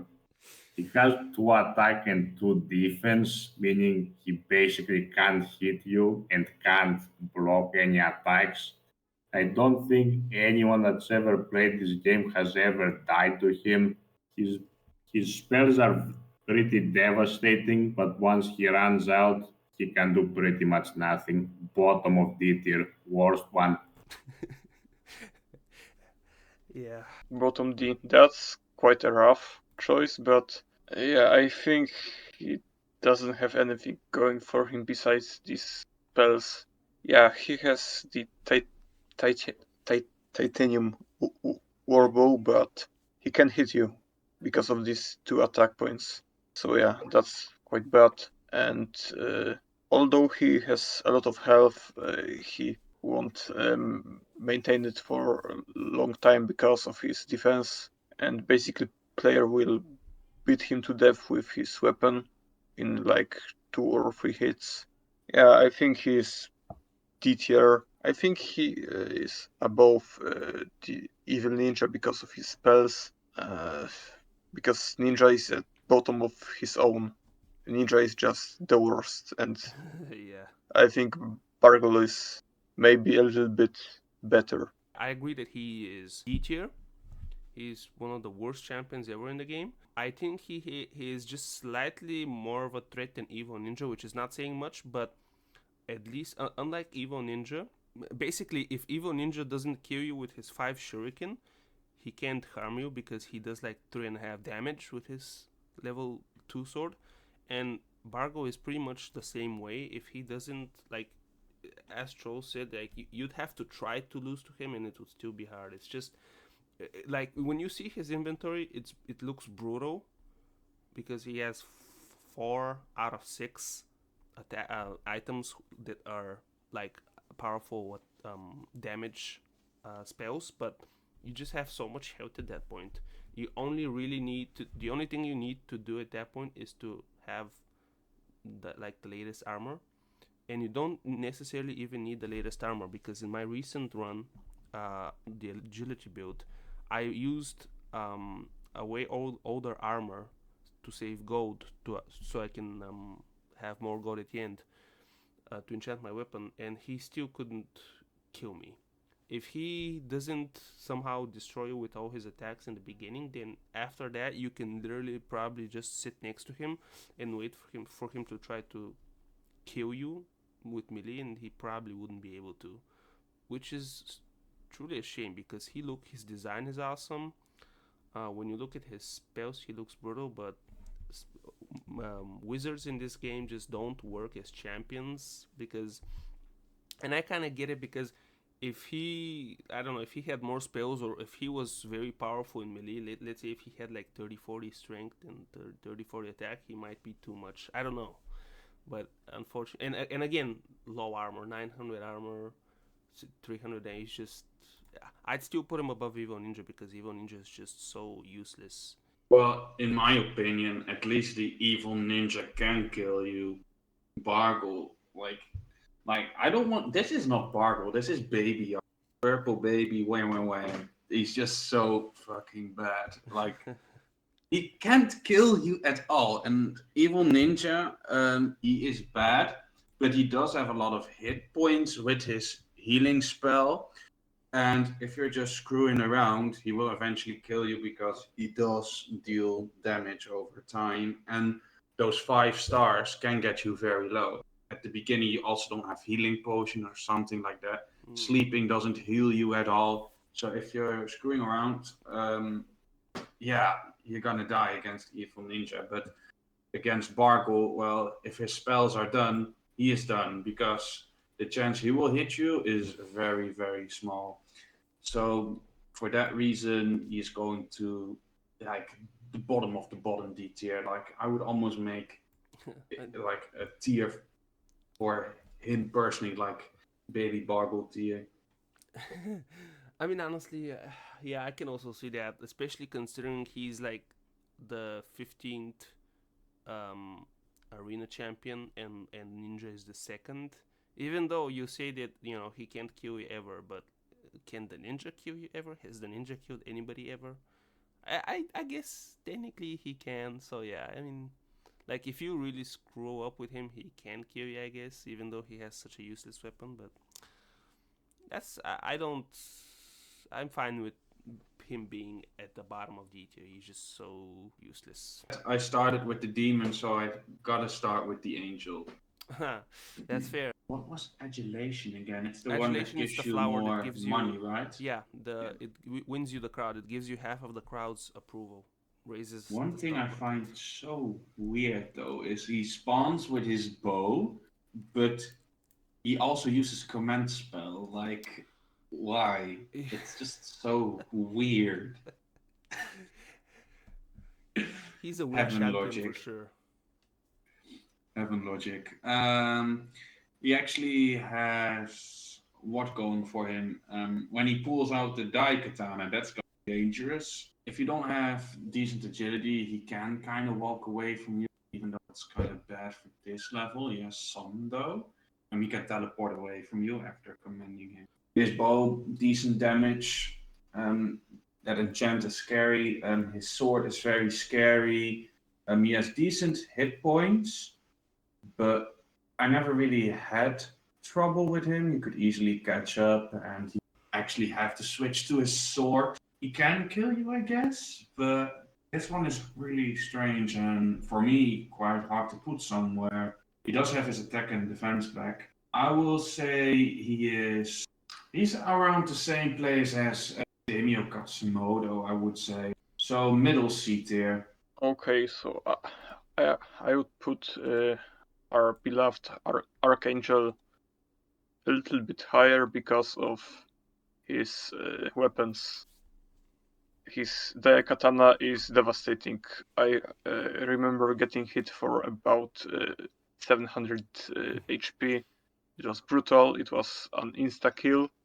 So yeah, and his Falcon crossbow, which is just the worst. It hits you for 500, then you get hit for another 500 from the enchantment, and then the cycle continues until you're dead. Your only chance is that he will get into his habit of casting for adulation in Ra, and yeah, that's the only option to kill him because he can outrun you in the melee and in the range, and yeah, he can be lethal. He has nice armor, good stats, and besides his items, I think he doesn't have any particular flaws. So yeah, I think I would put him near the Sir Berglaive because he hadn't because Sir Berglaive didn't have any particular flaws as well. So yeah, I think he's quite similar to him, So and I would place him above and above or below him. so like A It's up tier. to you. I see what you're trying to say, though I don't necessarily agree with it. He's tough to place because he's just he contradicts himself because he's supposed to be an archer, but he's also obviously he's a agility more agility build. Actually, it's weird because he has like 55 strength and 30 agility, but he has the best sword. Obviously, that doesn't really apply for champions, but his inventory is what's really setting him down because it's absolutely useless. And as someone mentioned earlier, like he starts. I think one of the main reasons why he's not as dangerous as he could be is because he starts with the crossbow. If he started with the daikatana and started aggressive, he would be so much more dangerous than with the crossbow. Because I think you prefer for him to be. I personally prefer for him to be using the crossbow than the daikatana because then I'd just be chasing him and try to kill him quickly. He does actually have an interesting fact. He has the exact same amount of armor as the Archfiend Zirzabal, and he has a lot of hit points. He doesn't really have any weakness in terms of his stats, um, but and his daikatana is brutal for sure. I don't agree. A tier per se, because at that point of the game he's just this is basically one of the like the 16th tournament, and he is not. I've never personally had huge problems with him, other than when I was, I think, a kid and my builds weren't as balanced. But yeah, his bow is quite brutal. But at that point, the only really, in my opinion, way for him to be a huge threat is if you don't have a lot of agility to chase him around. And if you have anywhere from like at least 10 agility, I think it should be enough to like chase him around. I would put him. I wouldn't put him on A tier, but maybe C tier is too rough. I'm not sure. It's hard. Uh, maybe. mm, Maybe top of B tier. Is he? Yeah, I'd say maybe a top of D tier. I don't know. I'd just leave him on top of B tier for now. I think he's a bigger threat than. Actually, is he even a bigger threat than these guys? Oh man, I'm sorry. I'm just super indecisive about him because he's all over the place and it's very hard to pinpoint him. Uh, Tro, what do you think? So basically, his biggest weakness is how vainglorious he is. Every single time I fought him, he would just spam adulation 4 times in a row, and by the time he ran out of items, he was dead. He would be way harder if he had no items at all. I know he has the Daikatana, but I don't think he's ever had enough time to actually pull it out for me personally. But the crossbow does do a decent amount of damage. So bottom of B tier. Yeah, I agree with that. He's just, and that's very well said. He just doesn't really have time to use his Daikatana. If he started with it, he would have, I think. But basically, he starts with a ball, and he basically wastes. Oftentimes, he wastes 4 turns with his adulations. Then he has his crossbow. He has to switch from it, and he only switches from it if you approach him. I think I'm not sure. Yeah, I'd say bottom of B tier is good for me, and that pretty much evens it out because Neek put him in even lower. Neek put him in like middle of C tier. Adam put him in low to mid A tier. So I think we can come back to him, of course, but I think about here's where he's at. He's you definitely shouldn't like underestimate him, and you should be very quick in trying to kill him as quick as possible, and definitely not try to take him on with a bow because his bow's better because there's no way you can afford to have the best enchanted bow before at that point of the game. So yeah, I think we can leave him there for now. Okay, moving on. The Evo U. And I'm only gonna put a picture of him because he has basically, for anybody who doesn't know, this you are fighting your Evo version. So if your name is Steve in the game, he's gonna be Evo Steve, and he has the exact same stats as you, mirror stats. If you have 30 of everything, he's gonna have 30 of everything. He's gonna have the same inventory as you, everything the same as you. Okay, so the mirror match is quite interesting experience because Yeah. it's basically RNG. The game will be harsh to you. The AI will get far better damage from spells and weapons, but it can it can also be in your favor, and the opponent will have very weak damage and acts very bots in this game tend to be very stupid. AI of this champion is no exception, and I remember my builds centered around killing people with whirlwind, and bots would basically switch weapon into bow and would get hit for a lot of damage from that spell, and they would die quite simply. So yeah, I wouldn't put him above B tier because it's simply too weak to be an actual threat in comparison to the player who is an intelligent human being who can calculate his actions more responsibly. So you'd say like bottom of B tier or top of C? Yeah, bottom B. Well, it depends on how hard he's going to be, depends on what build you're running. Even if you're just a pure magic build, you'll usually win because you always attack first. And it's also the reason why my attack stat is always higher than my defense stat. Basically, the only way he can win is if he gets lucky and, for example, he gets more damage when casting spells, or if the enchantment on your weapon if the enchantment on your weapon triggers when he attacks, but it doesn't trigger when you attack. I would put him at the middle of C tier simply because he's the most normal difficulty fight as it gets, not for any other reason. He is for sure one of the most unique champions in the game. And when you think about it, you are the one who technically decides how difficult or easy this guy is because, he is whatever you are.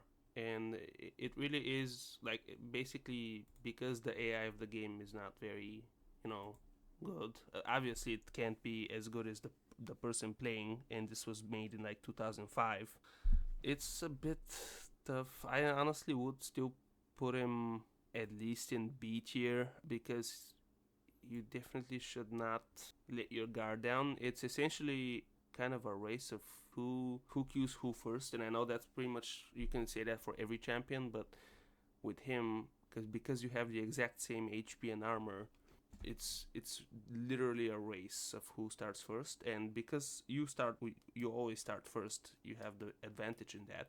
And as Troll said, if it's magic builds, the only way he would be able to kill you is if, for example, you have 5 molten deaths, but you do the minimal damage with them when you use them. Because in this game, when you use spells that do damage, like fireballs, lightning, or molten death, they have, I'm not exactly sure how it works, but they have like tiers of damage. Basically, sometimes they can do like 300, sometimes they can do 600 damage. So if you get really unlucky with your spells and he gets lucky with his, he can kill you. And I definitely had problems with him when I was like back in the old days, but that was when my builds weren't as well made.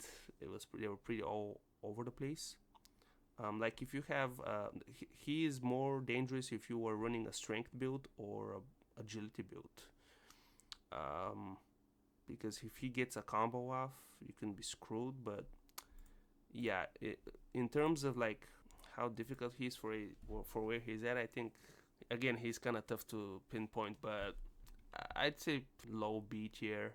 Honestly, is he a bigger threat than Archangel? I'm not sure, but a way you can actually deal with his spells is if you're having a hard time with him, you can. I've done this. I had a lot of powerful spells. One time I had Whirlwind and Ghost Strike, and he critical hit me, I think, with Ghost Strike. So basically, he got lucky, and you can just replace them so that he doesn't have them when you're fighting him. Um, yeah, I just put him low B tier for now. This one you could place anywhere based on. Normally, you won't change yourself before that fight, only to change yourself back again after having this fight. So you fight what you've been building up the rest of the game, and that's actually kind of the right, or well, canon way to do it, I would say. More so, it seems more canon to me. But I would say that he's a coin flip, and because of his AI, he's going to be easier to deal with, an easier coin flip, but he's going to be a coin flip regardless. And that's why I think he is harder than Archangel, because you can definitely defeat him. Slave Driver, I would say he is harder than Slave Driver personally. I'm going to give Gaiax the benefit of the doubt of being just a little bit more dangerous with different kinds of builds than the evil clone is. And that's why I would put him in the middle of the list at mid B tier. Yeah, B tier. Yeah, I agree with you. It's a good argument. You really can't put him technically anywhere on the list, but I think he's pretty. I mean, he's pretty well balanced because he has everything like you do, and it is technically a coin flip, but it's also uh, it's always slightly more in your favor because you start first. And at that point of the game, you should know exactly what your strengths and weaknesses are as the character you've built. I mean, like if you're if you have very low defense, you know you're prone to take be able like take not able to defend yourself, take hits. If you have low agility or very slow, you can use that against you as well. But yeah, I think this is a good place to leave him at. I think everybody spoke about him already, and we kind of more or less agreed, right? Right. So I kind of put him low B tier to me, but I'm fine with this as well. Nick is fine with this as well. Troll, Adam, are you guys fine with this kind of? Sorry, I kind of forgot where you guys put him initially. Put him at the bottom B tier. Oh, you okay? Yeah, you put him there as well. Yeah, yeah. So that's kind of yeah. I think he definitely yeah. Technically, the Archangel is better than the evil you, but his adulations and AI and dumb AI forces him to not be. Troll, do you think he's good where he is? Uh, yeah, I mean, I put him in middle C tier, but he's Okay. fine there as well. I mean, yeah, as Nick said, technically he could be there as well, but yeah. Um, okay, and we'll go get back into the overall tier list in a bit. We just have one more champion to go. The very last one, the Emperor himself, Emperor Antares, and I think we all know where he is. He's just the most awful. Okay, okay, I'm kidding. He's worthless. He's dog shit. He doesn't do anything. No, it's just that's the easiest champion ever for obvious reasons, and let me pull him up. The final 18th champion of the game. He has quite literally zero weaknesses other than the AI being a bit dumb, which is what usually is his downfall. Because if it was a human controlled character, I don't think you would be able to beat him. The best and most powerful champion of the game. This is the champion that you should be building your build around. Like the way your build works and how effective it should be, you should build it around him because he's the last champion you fight in the game, the final boss before you complete the game. And him having 60, which is pretty much max stats at everything, means he's extremely difficult. His inventory is pretty brutal as well. Could be more brutal, honestly, in my opinion, but he would then be even more unstoppable. Um, but yeah, he does have pretty brutal inventory. He doesn't have a ranged weapon, but I think that actually works in his favor, because if he did, he'd be weaker probably by switching to it. His weapon is the best in the entire game. Blade of the Empire, which is his personal sword. He can hit you basically if he hits you with his combo. He can deal about 1600 damage, like 800 on top, actually 920 plus 800, even more. So he can quite literally one shot you or two shot you, depending on his combo. Especially when if he uses Ghost Strike as well, and he usually starts with his Molten Death and Dire Fireball, from what I remember.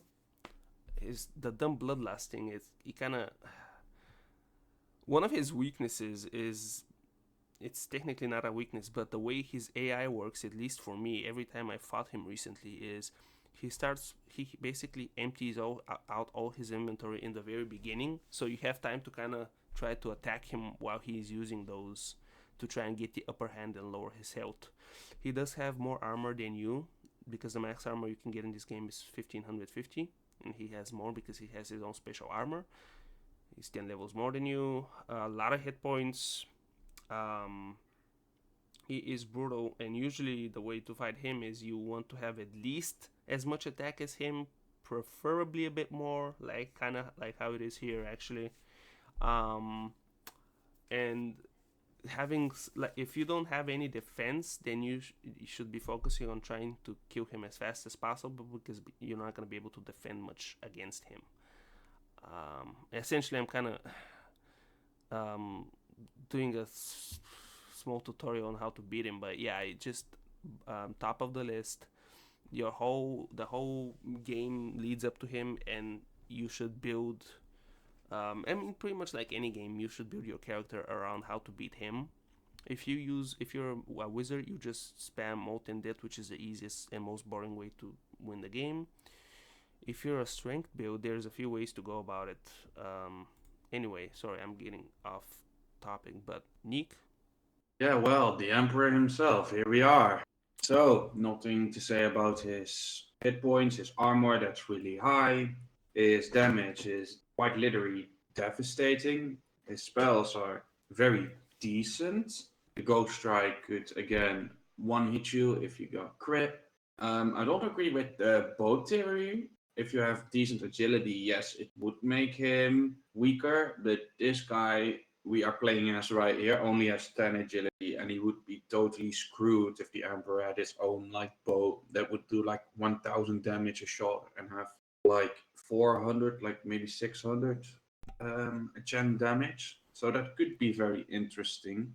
I mean, he's just a very well-rounded arena champion, unless you use the few metas on the top, like Kalinick said, spamming Molten Death. It's gonna be difficult, and you gotta be aware and lucky. So he is definitely an S tier for me. To say he is above the Maharaja. Yeah, definitely. He's above the Maharaja, the best arena champion in the game. Yeah, I don't think there's any doubt in that. Um, well, so the reason why I said the ranged bow, and sorry for stepping in again. So when you look at, and I'm quickly just gonna for a second go back to Archangel Sandalphon. Where the hell is he? He's next to the Emperor. Okay, Jesus, I'm blind. Okay, thank you.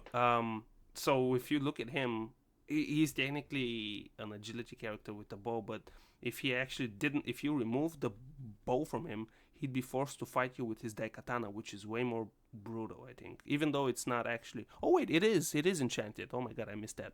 Yeah, it isn't. So it's enchanted too. So it's actually more worse to fight him against his daikatana than his crossbow. And that's why I say, but you are technically right that if you have low agility, which I think, I think I personally would have a bit more than 10 agility towards Antares, but he doesn't really have. Um, at that point, yeah, since you're not. Actually, yeah, probably doesn't matter if you're running a strength build because he has 60 agility, so you won't be able to outrun him anyway unless he screws up. So, yeah, but if he did have ranged and you had low agility, he'd definitely be a huge threat. But yeah, he also Not does to have, mention if you're healing and yeah. play, you have a vitality build, he just, like the Maharaja, switches to his bow, and then you're screwed. True, true.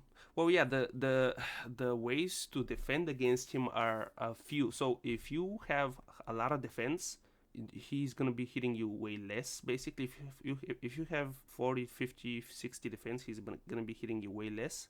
If you have no defense whatsoever, it would be preferable to have Magicka and use Rejuvenate, which is a spell that restores all your HP and armor, or most of your armor, or the maximum armor potion vial that restores all your armor. Because if you try to fight him with no healing whatsoever, it's, I mean, the fight itself is a coin flip even when you have the upper hand. So yeah. And sorry again for going off topic a bit. Okay, so Emperor Antares, the champion, the ultimate boss of the game. He has everything. Best stats, best armor, gruesome weapon, the Blade of Empire combined with the enchantment, and the strength boost from the Bloodlust can deal up to about 1000. It can deal over 1000 damage to the player in one turn. It's devastating. I often died to this combo because of my weak armor and HP. So yeah, that's devastating. It was said that he doesn't have the ranged weapon, but I think it's not true.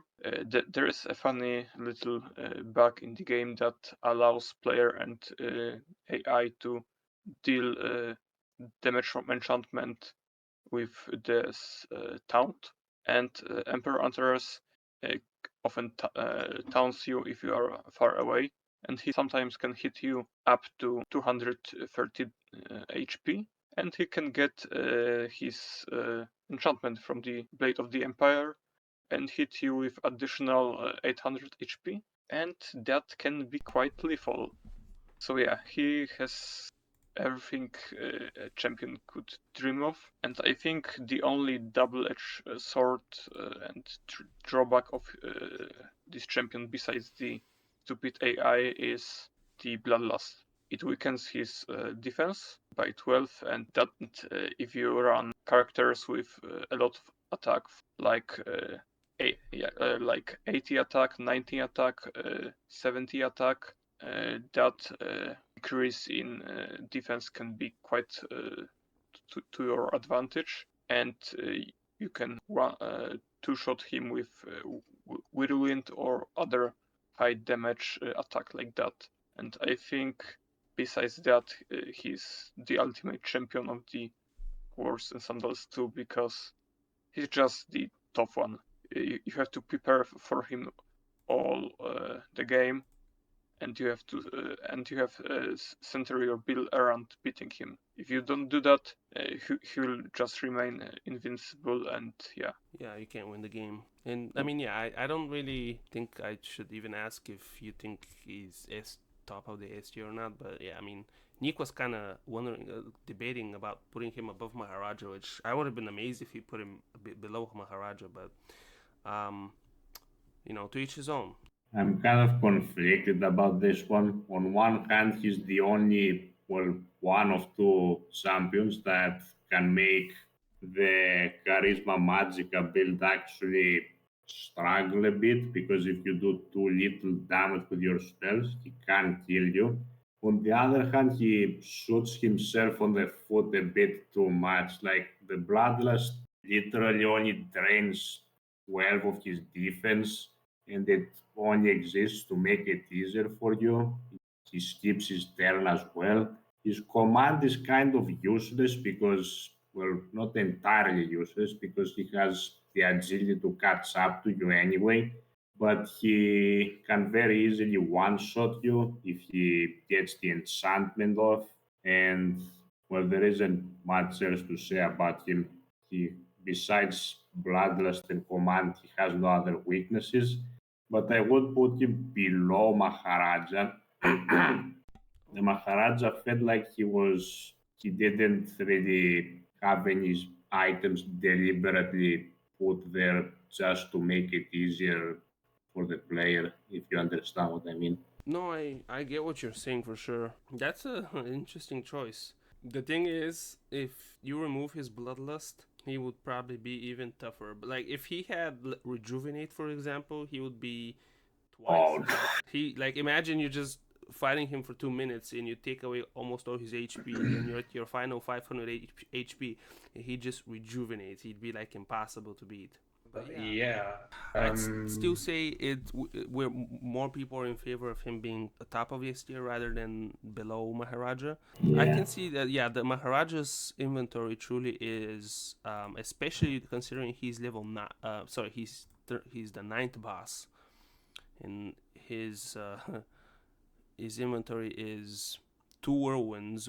I mean, thing is, like, if Antares had two whirlwinds, oof, that would have been rough. Instant death.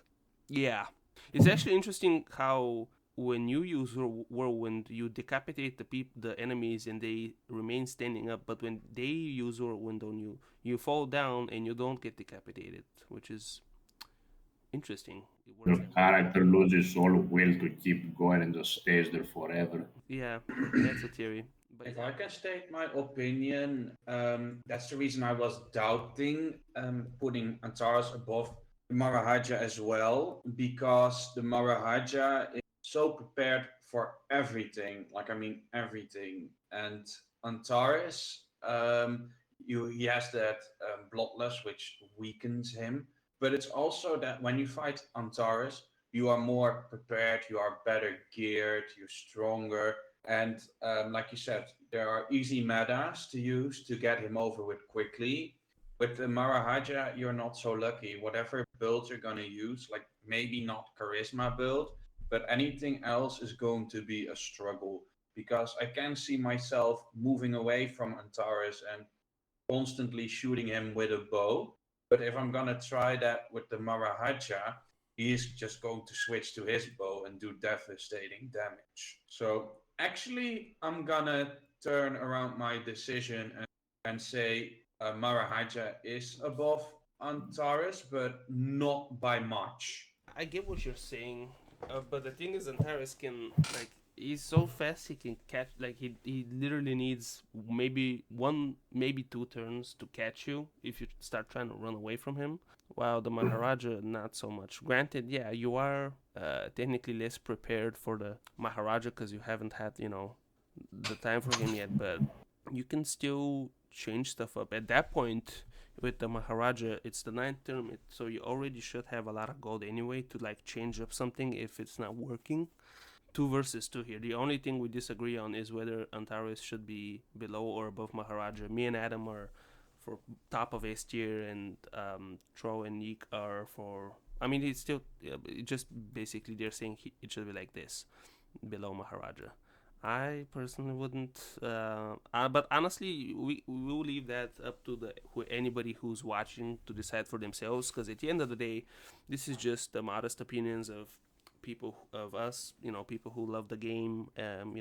Everybody's opinion is their own, and whether it shouldn't matter to anybody how we feel necessarily about the champions. Like if somebody have a lot of issues with the Great Beast, and for them the Great Beast could be A tier for them or S tier. I do still think it's universal that Antares is the hardest boss in the game, because he's quite literally a coin flip even if you have the upper hand on him, because he can just one shot you with his combo, which the Maharaja can't necessarily do. Actually, is his his weapon is enchanted, although it's like I think it's a low enchantment. But yeah, that's pretty much it for Antares and Maharaja. And again, if whoever feels like Maharaja is, above Antares in terms of difficulty, then you're free to put him there. We can quickly just skim through the list to see for each tier if the champions should be where they are. Let's start with the D tier one. Do we agree with how it is currently? I agree. Agreed. Yeah. It's fair. Yep. We just poor Bargo, but yeah, I don't detailedly think about any of these before we start talking about them, because I don't want to have like predetermined biased opinions. But I thought I didn't expect I would agree with him being D tier with Key Chaos, but yeah, he just is. The C tier, now the C and B tier are the toughest ones, because most of the champions are here, and most of the champions here are the middle ones, more or less. I don't agree. Oh, okay, wait. I don't agree with Zirzabal being easier than Sagan at all, for example. I don't know if you guys... Do you guys think he's tougher than Sagan? Yes. Yeah, right? Like, I don't think... if it was up to me, Sagan would be D tier, but... Yeah, I guess if you don't have... If you forget to buy the best armor, then he can kill you. I would say I would put Archfiend in front of Daimyo as well, although Daimyo has a better weapon. I wouldn't. Okay, that's fair. Adam, Tro, what do you think? Do you think Zirzabal should be left where he's at, or do you think he should be put more towards the middle and top of C tier? I think he has very similar difficulty to Sagan, because it's really up to the player whether he buys the newest armor that can be useful while fighting the both champions. Yeah, it's hard to tell because both of them aren't very demanding, and I think it's also up to the viewer whether Archfiend is below or in front of the Yeah. Sagan. Mm-hmm. Yeah, this is, up for interpretation, but these videos are, the way I view them is just opinions of, people like us, of four different people who have played the games extensively. It does, if you notice, with most of them, we more or less agree with kind of where they're at. Like, sometimes we disagree if it's a B tier or a C tier, but in a very few champions, there's been very few champions that we have had like super dividing opinions on. Like, there really hasn't been a champion where like I thought it was A tier and someone thought it was like D tier or C tier. So our opinions are mostly kind of similar enough, I'd say. So do you agree with Daimyo, Great Beast, and Spherocles like that? I think we could move the Great Beast to the top because I think that he deals a little bit more damage. I would say at the level 15. So I think he does he. max damage 126. I think it's still quite Quite for a quite lot high for considering this is a very during early level tournament. 16. Yeah, and it's it enchanted can, too, so technically he can combo you. and it can cause a little bit trouble for melee builds. So I think he could be top of the C tier. Adam Troll, what do you think? That was me saying about Oh, the sorry. Great Beast. Sorry, my bad. I meant Neek. Yeah. Neek. Troll, what do you Well, think? I would say that Sphere Heracles, that name, Sphere Heracles, Spherocles. is Yeah. definitely Spherocles. There we go. Spherocles is definitely at the top for me because of that Colossus and Whirlwind. That makes him kind of dangerous. And a great beast. Look at the HP our player has and the hit points. It's not like you're gonna get hit like in 2 or 3, like you're not gonna get killed in 2 or 3 turns. Let me just say Yeah. that. Yeah. And you also deal decent damage here as well. His defense is also not great. His attack is also not great. Yeah, that's a good argument. Yeah, probably. So Yeah. I would even put the Great Beast below Daimyo Katsumoto because at least Daimyo Katsumoto is just a little bit more threatening with that weapon and agility of his. He can really chase you down. That's I'm not sure if I agree with the Demio Katsumoto thing because I mean the thing is he's just in a way later stage at the game where he's not good enough for that stage, while the Great Beast is way more of a threat in that earlier stage. But yeah, and again, we can just leave it up to the viewer to decide. Um, but I think you kind of convinced me on the Sphericles Great Beast debate because yeah, I just Syracuse with his weapon and Colossus and I think he definitely has a way bigger risk of killing you outright rather than the Great Beast. And Also, Heracles doesn't have bloodlust. it, I never. You guys are very united. Adam and Tro, and I'm not sure about Nika, but you two are very united in your hatred for the what's it called, the bloodlust spell, and I actually don't even know exactly. So it increases the attack but reduces the defense. Is that the only thing? It gives you 12 strength, which is nothing, and it takes away 12 defense, which is a lot. Okay, so it just kind of increases your damage output a bit. Okay, yeah, it's pretty. I thought it gave you attack as well. That's like worse than it. Okay, I see why you guys tried to put Antares below Maharaja. Well, okay. Do you guys think Daimyo should be above Great Beast? I know Nico No. is. I don't either, honestly. It's just He's too weak. yeah, I for the stages they're at, and again, to anybody who, in case you came in halfway through or something, we are not comparing the champions to themselves necessarily. I mean, we technically are, but we're comparing them mostly how they fare against the player for the point in the game that they're at. Which is why Bargo is at the bottom of the tier, because for one of the last champions being this useless and unable to kill you, it's just a travesty. But yeah, okay, we seem to be pretty set on the C tier. I personally would put fucking Sagan in D tier, but we have decided on him being C tier, so we leave him there. B tier. Do we agree with B tier? Anybody have any notes on that? I personally would put Slave Driver above the your mirror match, but that's just me. I remember I'm more biased towards Slave Driver than you guys, so I don't know. I think I might agree on that one because I would say Slave Driver is a little bit of a test for the player. It tests whether the player can take down a champion with 1000 HP, and it can be a little bit difficult at sometimes, but Yeah. I think it's enough to put him above the evil champion. Troll, Nick, what do you guys think about that? He has bloodlust. I rest my case. Oh no. Does he really? Yeah, I guess he does. He has bloodlust.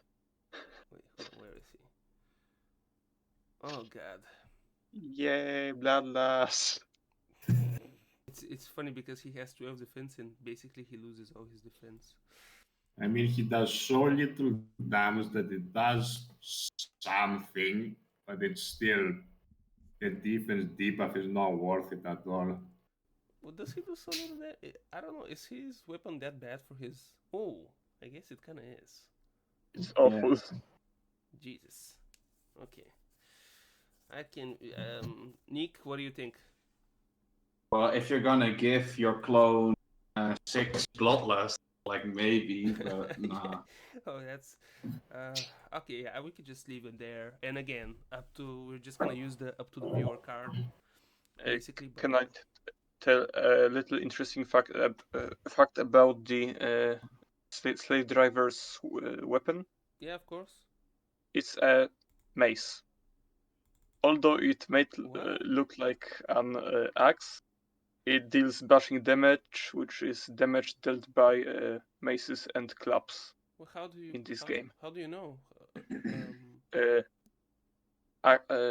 Axes have hacking damage, swords have slashing damage, and No, yeah, I know. I mean, I meant, how do you know that he does bashing damage? Have you noticed? it's It's written written there.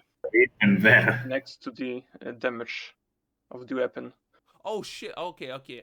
Okay. I see what you mean. I didn't even notice that. Oh, wow. Okay, yeah. That is interesting actually. Huh. Yeah. So Maybe that means he doesn't know how to use the axe, and that's why he does so terrible yeah, damage. he's just hitting you with the dough end of the with the wrong end of the axe. He's not not even cutting you. Wow, that's interesting. Okay, I I'm almost tempted to ask Oliver about this. Maybe it was an error. An oversight, I think, rather. Yeah, probably. Would he be more he probably would be more dangerous if he had an actual axe, like more chance to do critical damage. Because then, like, imagine he did a ghost strike and he had a bigger chance of landing a critical hit on you. He could like one shot you theoretically. I don't know. Maybe. He does have 5 vitality and 320 hit points. Maybe just. If that enchantment triggers as well, that Anyway, yeah, let's leave him. Let's leave these guys here. You know what? I wonder if Gaix should be above John the Butcher. Because while John the Butcher is a coin flip kind of, I don't know. He is pretty. I don't know. It's rough. I guess we can just leave him there, because it is for the tournament that they're at. Do you guys agree with the B tier overall? Anybody? yes. Have any? Yeah, Okay. it's I mean, alright. John the Butcher really counters one specific build, which is full on agility, no strength, no defense, no vitality, which you can go for if you want to use primarily swords and bows. So maybe I'd swap him places with Gaiax. John the Butcher. Yeah. Yeah, you can make that argument because I was thinking that same thing as well. Like you can put Gags above John the Butcher. You are way more prepared for Gax for the stage that you play him on, which is the 10th tournament. But with John the Butcher, because he's the first one, you really only need.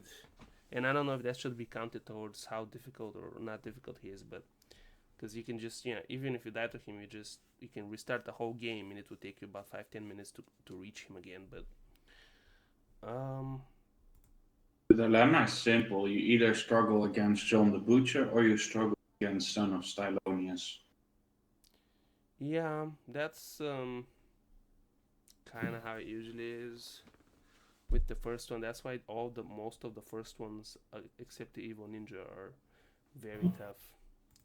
Are you guys okay with leaving Gax above John, or do you prefer? Uh, we can just leave it up to the viewer, but I'm honestly Gax is more dangerous, but I don't know. I think we can honor Gimper, who almost had an heart attack when fighting Gaiax, because that Cyclops almost killed him, and he basically yelled like a child when he landed a critical hit and killed Gaiax. Yeah, I I think we can give Gaiax the top of the P tier for that little moment of glory. Yeah, he definitely shouldn't be underestimated, especially with he's like one of the biggest bulking champions. So yeah, we can leave him here. And again, it's not like super um, different or anything. Nick, do you want to say anything about John and Gax, or are you fine with that? Or Well, I'm gonna say it's fine, and I'm gonna say Bayek to Gaiax because we may as well cover the A tier now if Troll hasn't given his opinion yet. I think he I did. mean, I proposed that he should be there in the first place, so I gave my opinion. That's actually a good question. Should he be straight up in the A tier? Hmm. No. Oh, No, Wait, didn't you just wait? Troll, didn't you just say he should be A tier? Now you're saying he shouldn't be? no, bottom of, excuse me, top of B tier. Ah, okay. I thought you said he should be in A tier at that point. Maybe I misheard. No, I said if Troll didn't cover Gaiax yet, we could go to A tier. I mean, It's late, guys. it's what? It's late for some of us, Oh yeah, so yeah. we could Sorry. be a Yeah, little drowsy. yeah. Sorry. Yeah. Let's quickly finish the last ones. Do you agree with these ones? I definitely think Dantas is above Stellonius. Only question is if Belgrave is above those two. I don't think so because they're very tough and they're in the very early game. So I think this is fine. yeah, Son of Stylonius requires a little bit of tech and tactic to beat him because his damage is outstanding and Yeah. can kill you quite easily. And I think if you don't use some in-game mechanics, you can lose to him quite easily, and I think it's just justified to put him where he is. Yep. Troll, Nick, any notes on the A tier? I am doubting between Belgrave and Son of Stylonius because Son of Stylonius can be very easily beaten if you have a decent bow or charisma build, but Belgrave can just like he can really easily crit you, and that weapon of his is so amazing. Both could be middle A tier, but I think it's important to mention that they are close. Yeah, that's true. And a lot of these are. It's the same way with Gax and John the Butcher. They are very close in terms of how difficult they are for the player for where they're at, and I think the same applies to Stellonius and Belgrave. And while I agree that um, you well you have less time to prepare for Stellonius, and the thing is like you can use wizard build like sorry it's I mean yeah wizard charisma or agility build to easily kill him, but you can kind of like you have way more time and gold and everything to prepare for Belgrave at that point because he's tournament 14. So I still think I stand by my opinion that Stalonis is a bit tougher. It's tougher for sure for where he's at. But yeah, they're not too different, I think. Dantas is just one of the toughest champions in the game, honestly, because he's just so well balanced for where he's at. He's even tougher for where he's at because he's only the fourth champion and he's devastating with both the bow and the sword. So yeah, any other? I think we're all pretty much set on those as well. And we've talked about Antares and Maharaja because they're the only two ones in their list. And that pretty much concludes our list. Unless anybody has anything else to say about some champions somewhere, but again, we don't all agree on on where exactly every champion should be, but it's pretty close, like for where they are at. I don't know whether we said this thing, but I think we didn't said that Bloodlust is a very bad spell and it is a weakness. I think we. I don't think we talked about Bloodlust enough in this tier list. We would be too enraged. We would be too enraged all the time. Yeah, I mean, it's pretty. I'm not a fan of it either, but you guys convinced me a bit more of how kind of useless it is. I didn't know it was this useless. I didn't know the exact stats it gives and takes. I thought it included giving attack as well, but it's just strength. We can do a separate tier list of all the items in the game. That might be interesting if you guys are up for it. We'll see. We'll see what our next one will be. But yeah, well, how many champions have Bloodlust? Antares. I don't know. It's Slave Driver, Slave Driver. the Great Zirzabal. Beast, Oh, Zirzabal. I think he Chaos, I don't remember exactly. no. No, So I think um, Katsumoto, does he have it? no, definitely I not. don't think so. No. Okay. Yeah. Okay. So we are pretty much done, and it was a pleasure to do this. This was my favorite tier list to do so far. I was very excited to do this one with you guys. So and thank you for being here. It was very fun. And so yeah, for anybody who was wondering, because I haven't really seen any tier lists of champions and stuff like that for the Swords and Sandals games, maybe people will be able to look at this one and kind of get an idea. I still stand behind my opinion that Sagan should be D tier, probably below or above or about where Evil Ninja is. But yeah, thank you guys for being here today with me. And yeah, this has been Kalinik, Troll Project, General Nietzsche, and Adam. And so yeah, we will conclude this video.